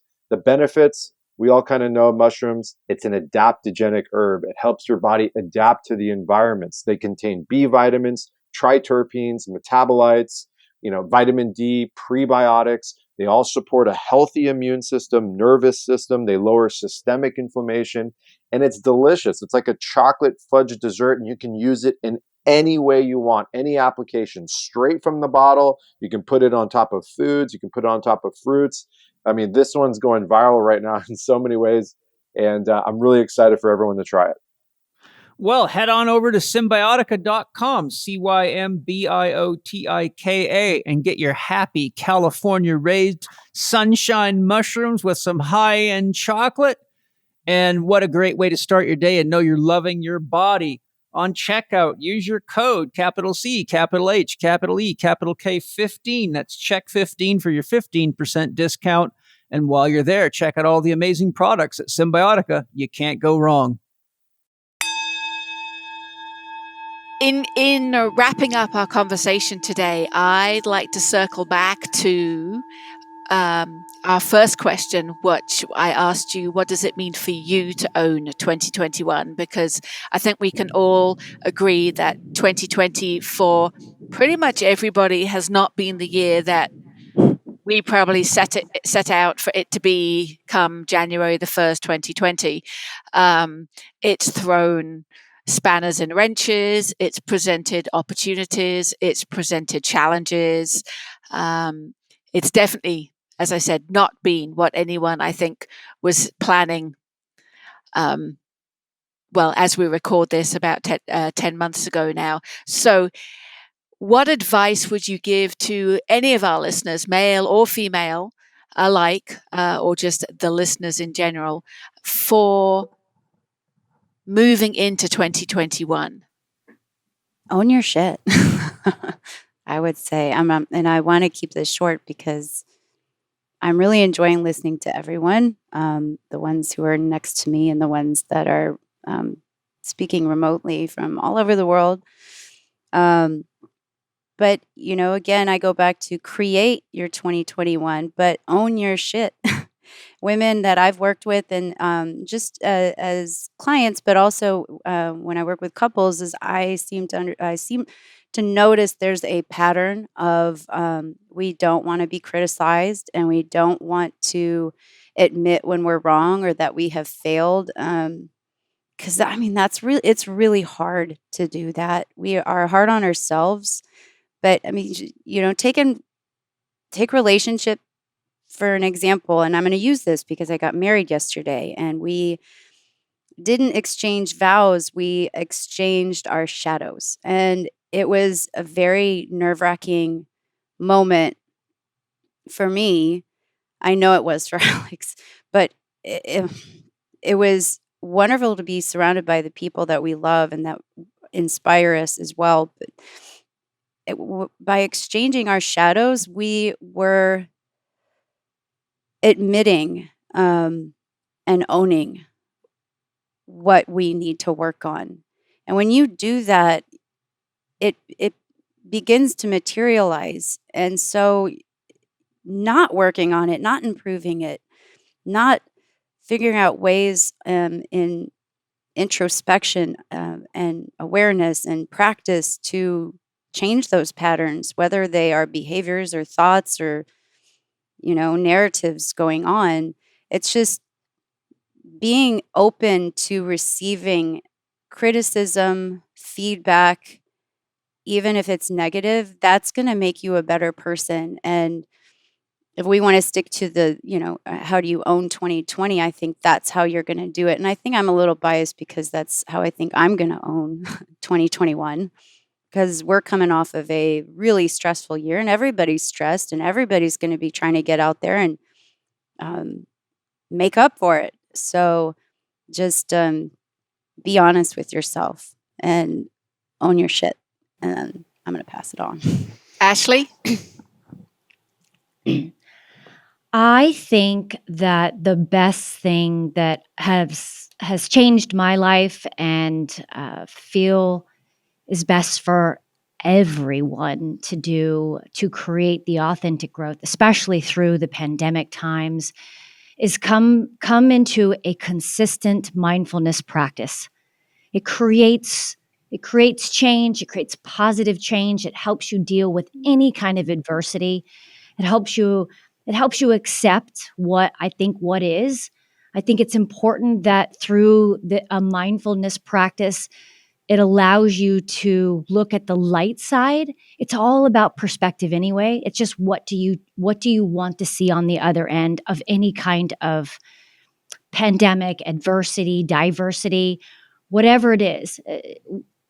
Whatever comes at you, hopefully everyone wants to become more responsive versus reactive. And having a mindfulness practice every day can get you to that point, can create the balance. It can create, if it's more feminine that you need, it creates everything that you want, because it is your intention.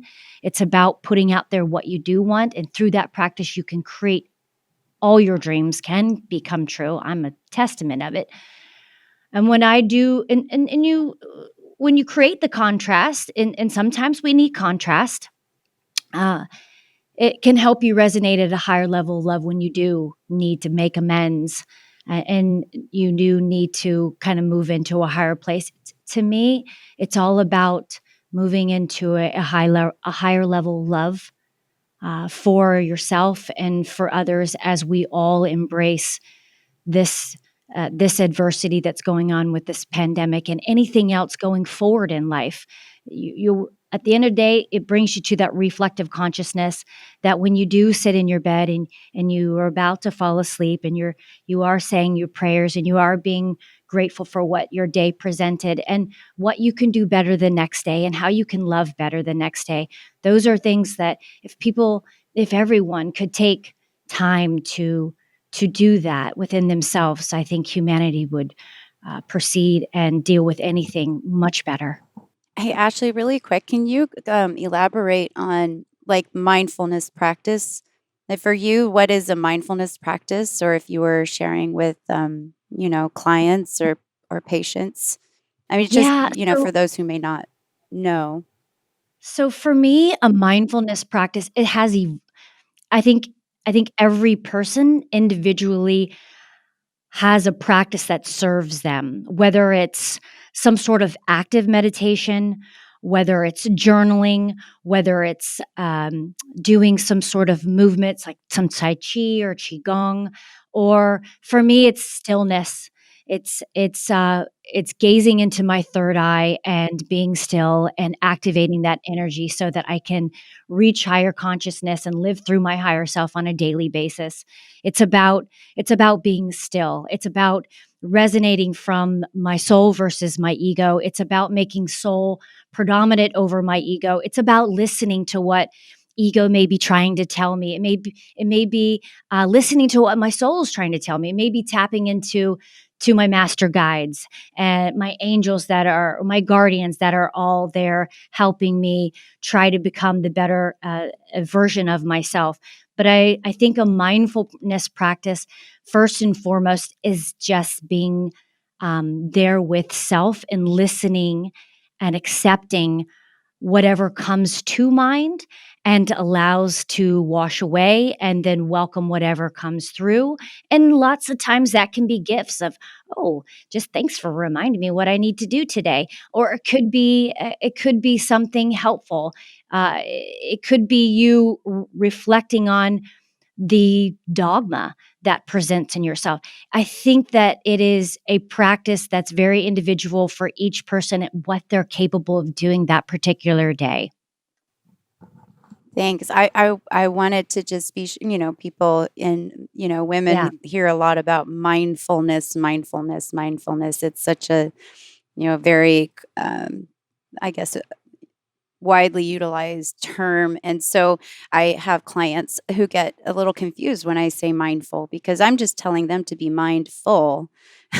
And when in turn, it's just being aware in the moment of your presence and what you are being in that moment. Like you're breathing, you're walking, and you're feeling this. And I just want to, before somebody else goes, I noticed I took IMS 1 with you. And I noticed throughout the whole week that you are extremely, like, very present in everything, like how you speak, where you put your water bottle, where you're standing when you're speaking to somebody. Everything seemed to be a very like it was automatic, but it wasn't, because you were being mindful. I just noticed that. And even when you were organizing, you're so organized, by the way, like one of the most organized people I know. When you were organizing your stuff at the end of the day and putting them into your briefcase, it was like very mindful, almost like as you were talking to yourself as you were doing it. And so what do you think about, if there are people who don't like to meditate, or they don't like to do Tai Chi, or things like that, like turning something like sweeping a floor or walking to the mailbox, or, any other examples? Or what do you think of that as being mindful? Well, first of all, thank you for saying all those kind things. I appreciate that. I am that person who took me literally like 10 years to get a gong. So for me, it and can just be to interrupt, a gong, for those of you that don't know, is 100 consecutive days of Tai Chi. 100 consecutive days. And if you miss a day, you start back again at day 1. Yes, thank you.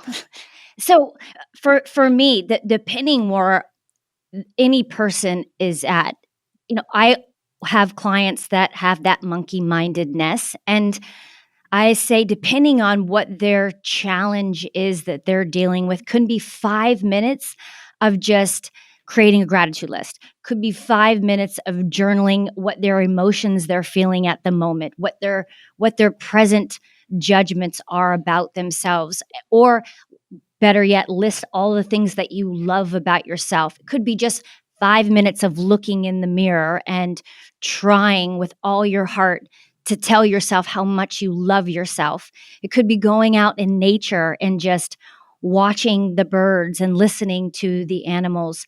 It could be walking your dog. It can be anything that's where there are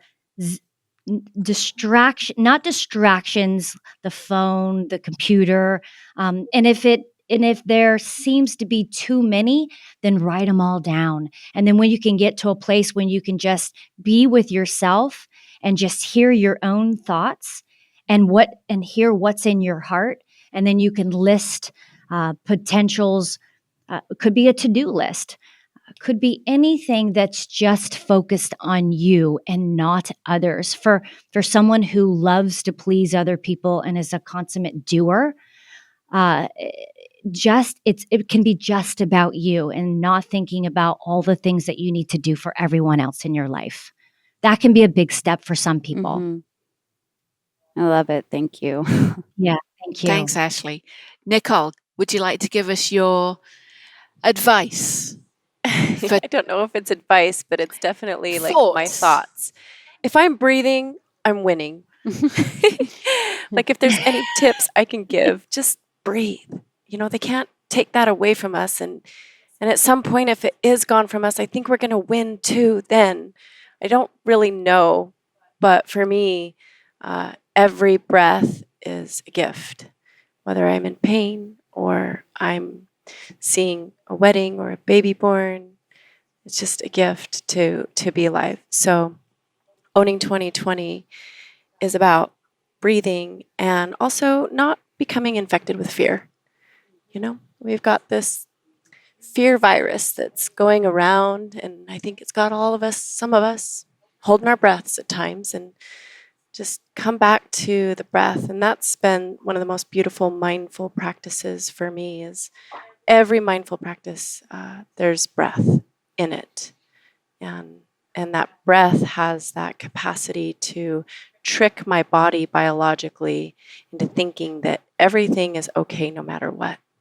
So getting Buddhaful, Paul told me once, because I used to have that perfectly thin, flat belly, and in one of my classes, he grabbed it and he says, "Nicole, I need you to get pregnant with life.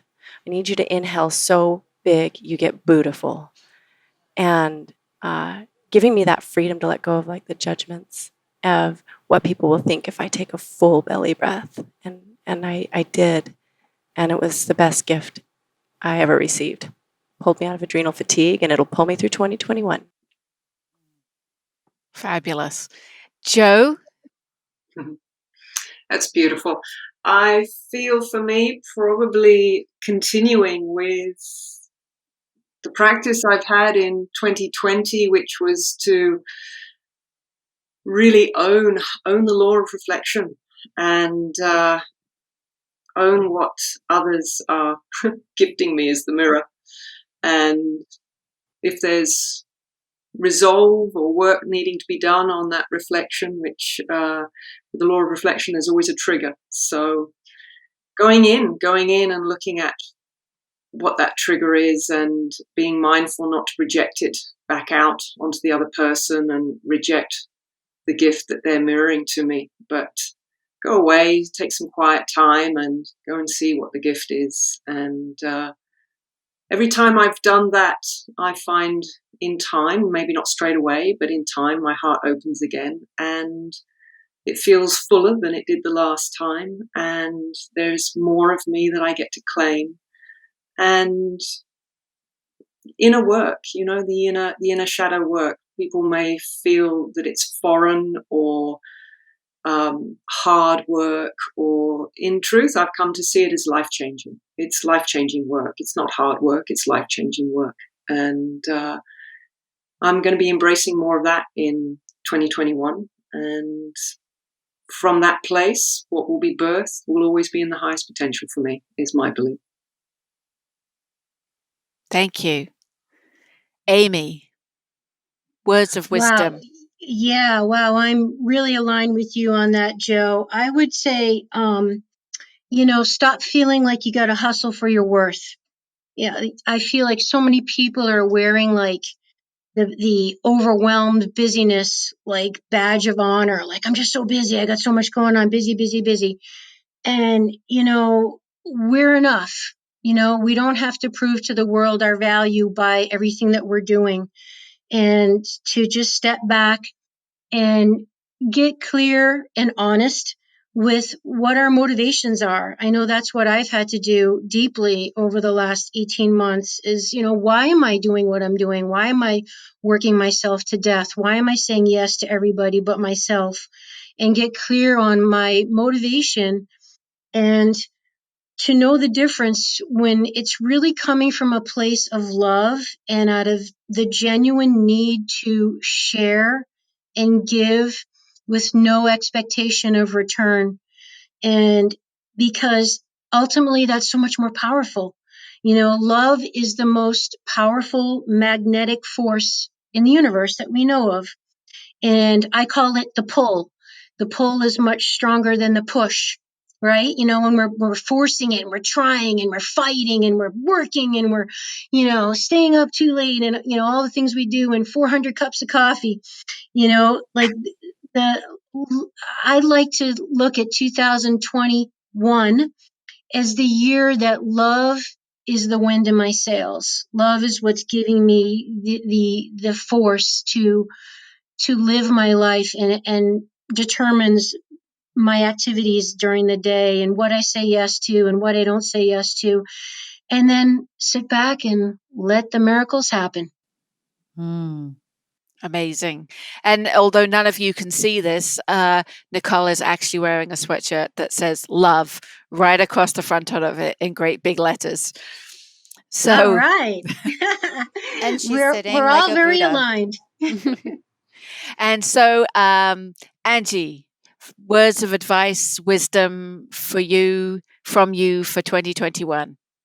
All get we free need coaching. is love. Da, da, Da, da, da, da, da, da, da. Let's all All sing. we need is love.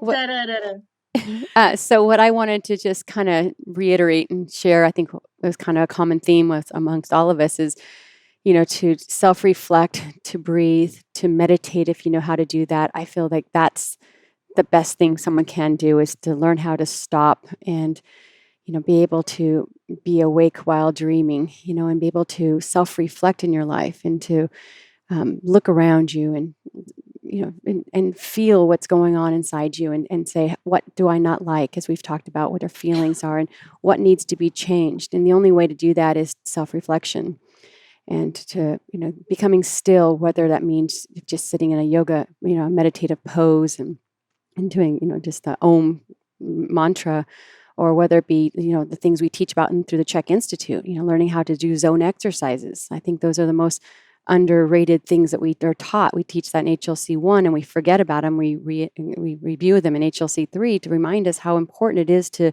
just stop and breathe and move the body, according to, if you're going into flexion to exhale, and as you go into extension to inhale, and to move with your body and to, balance your biological oscillators. And I think that's so important. And we forget that. And through that movement, as where Ashley was talking about, whatever comes through, whatever comes out, you might say, oh, I remember to wash my car. That's great to remind myself that, or I forgot to pay that bill. Whatever comes through at that time is so important, just to relax and to feel and experience. And sometimes it might even be more divine. You might actually hear conversations with an angel or a spirit guide or something within. And so, those things are so important. So Tai Chi practices, which we teach about in HLC2 training, and learning how to move the body in simple methods so that you can go into no mind. And so we can get out of the monkey mind. And so I think the Tai Chi we teach in HLC2 is one of the most effective things we teach in terms of that, because there's so many Tai Chi practices out there that are through these steps and do this step and then that step and that step. And that's more thinking. And it's like, no, we need to get out of that mind. And it might take us 2 or 3 years to become a Tai Chi master. And it's like, we need to be still now. And so Paul's teachings of how to just move the body in one simple movement so that we can get into the no mind right now is so important. And so those of you who already know how to do that, you continue to do it and teach others how to do that and to learn how to become still. When we become still, our brain actually creates more neural synapses and more connections inside it so that we have more ways to see things differently when a situation arises. So if you only have a few neurons synapsing together, you can only do a certain thing one way and you get frustrated because it doesn't work. And so as you create more neural synapses in the brain, you go, how about doing it this way? Or maybe I can do it that way. Or how about this way? And all of a sudden you realize there's many, many ways to do things. And if it's not working, well, how can I switch it so it does work? And staying in line with your dream and saying, I want this and I know that I can get it. I just have to focus on it, breathe, and remember what's true to me. And so for 2021, it's all about bringing that into alignment to say, being still enough to be brave enough to be who you are and to go forward with your dream and be relentless, to be able to say, this is who I am and this is what I want, and go for it and to seize the day. Yeah, right. Even if you have to make some really tough cuts. Absolutely. Yeah, make some big waves. Love it. That's what living's about, isn't it? It's like, if you look in the hospital, if you see a flat line, that's dead, so sometimes the ups and downs is what makes life exciting, and that's what's living and saying, I did that. I went all this, I had moments of extreme sadness, but now I have moments of extreme joyness. It's like, how do you know what joy is until you've had sadness? And so you have to have that polarity. And so experiencing that. And so when you're at your lowest low, thank Great Spirit and say, you know what, this is awesome because I know that if I can experience the lowest of lows, I can now experience the highest of highs. And we all recognize that we've all been at one point at our lowest points in our life, and we all brought ourselves out. And here we are now thinking about those moments and recognizing, yeah.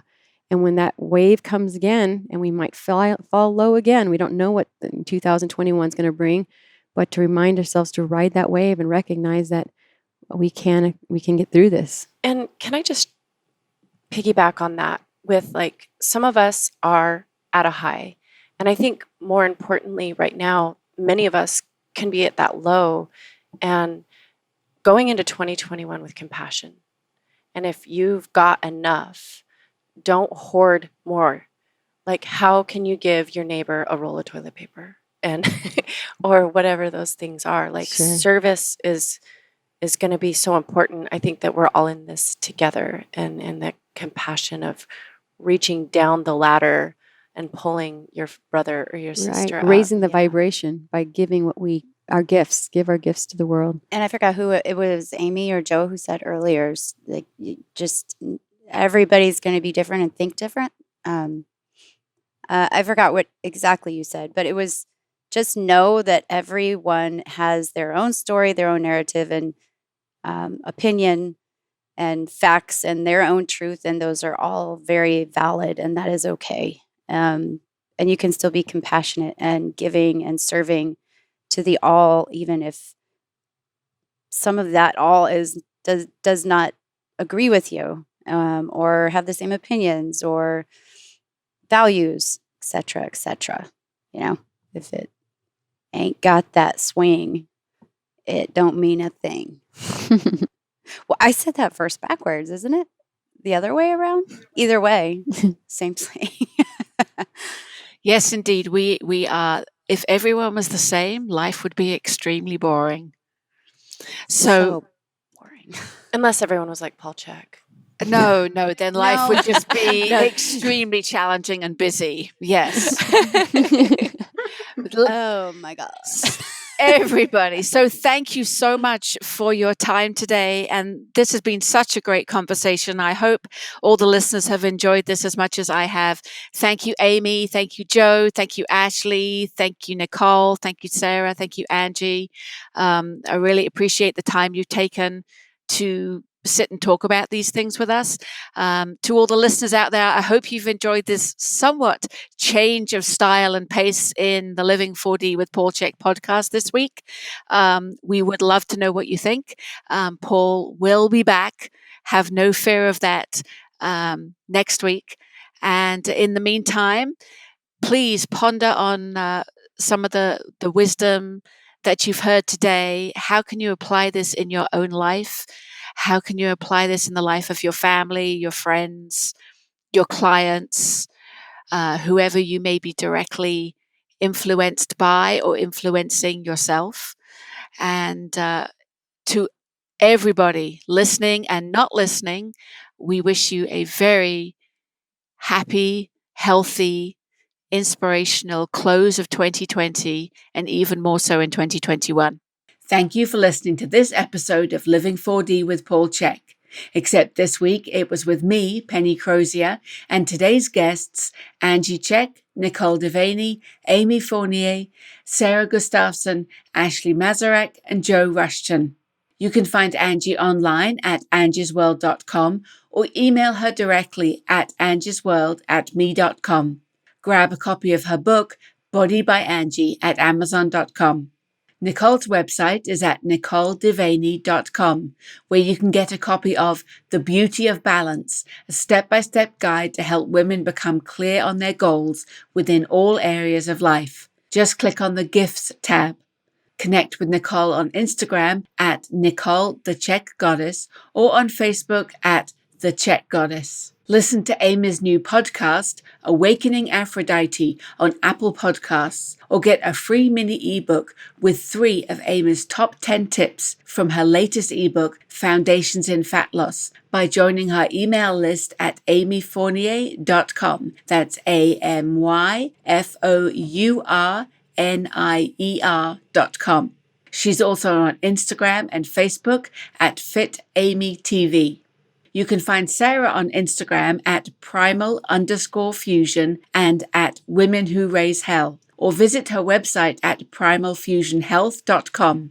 If you're interested in taking Sara's online course, Holistic Health and Performance for Women, go to https://bit.ly/HHP women. That's bit.ly/H P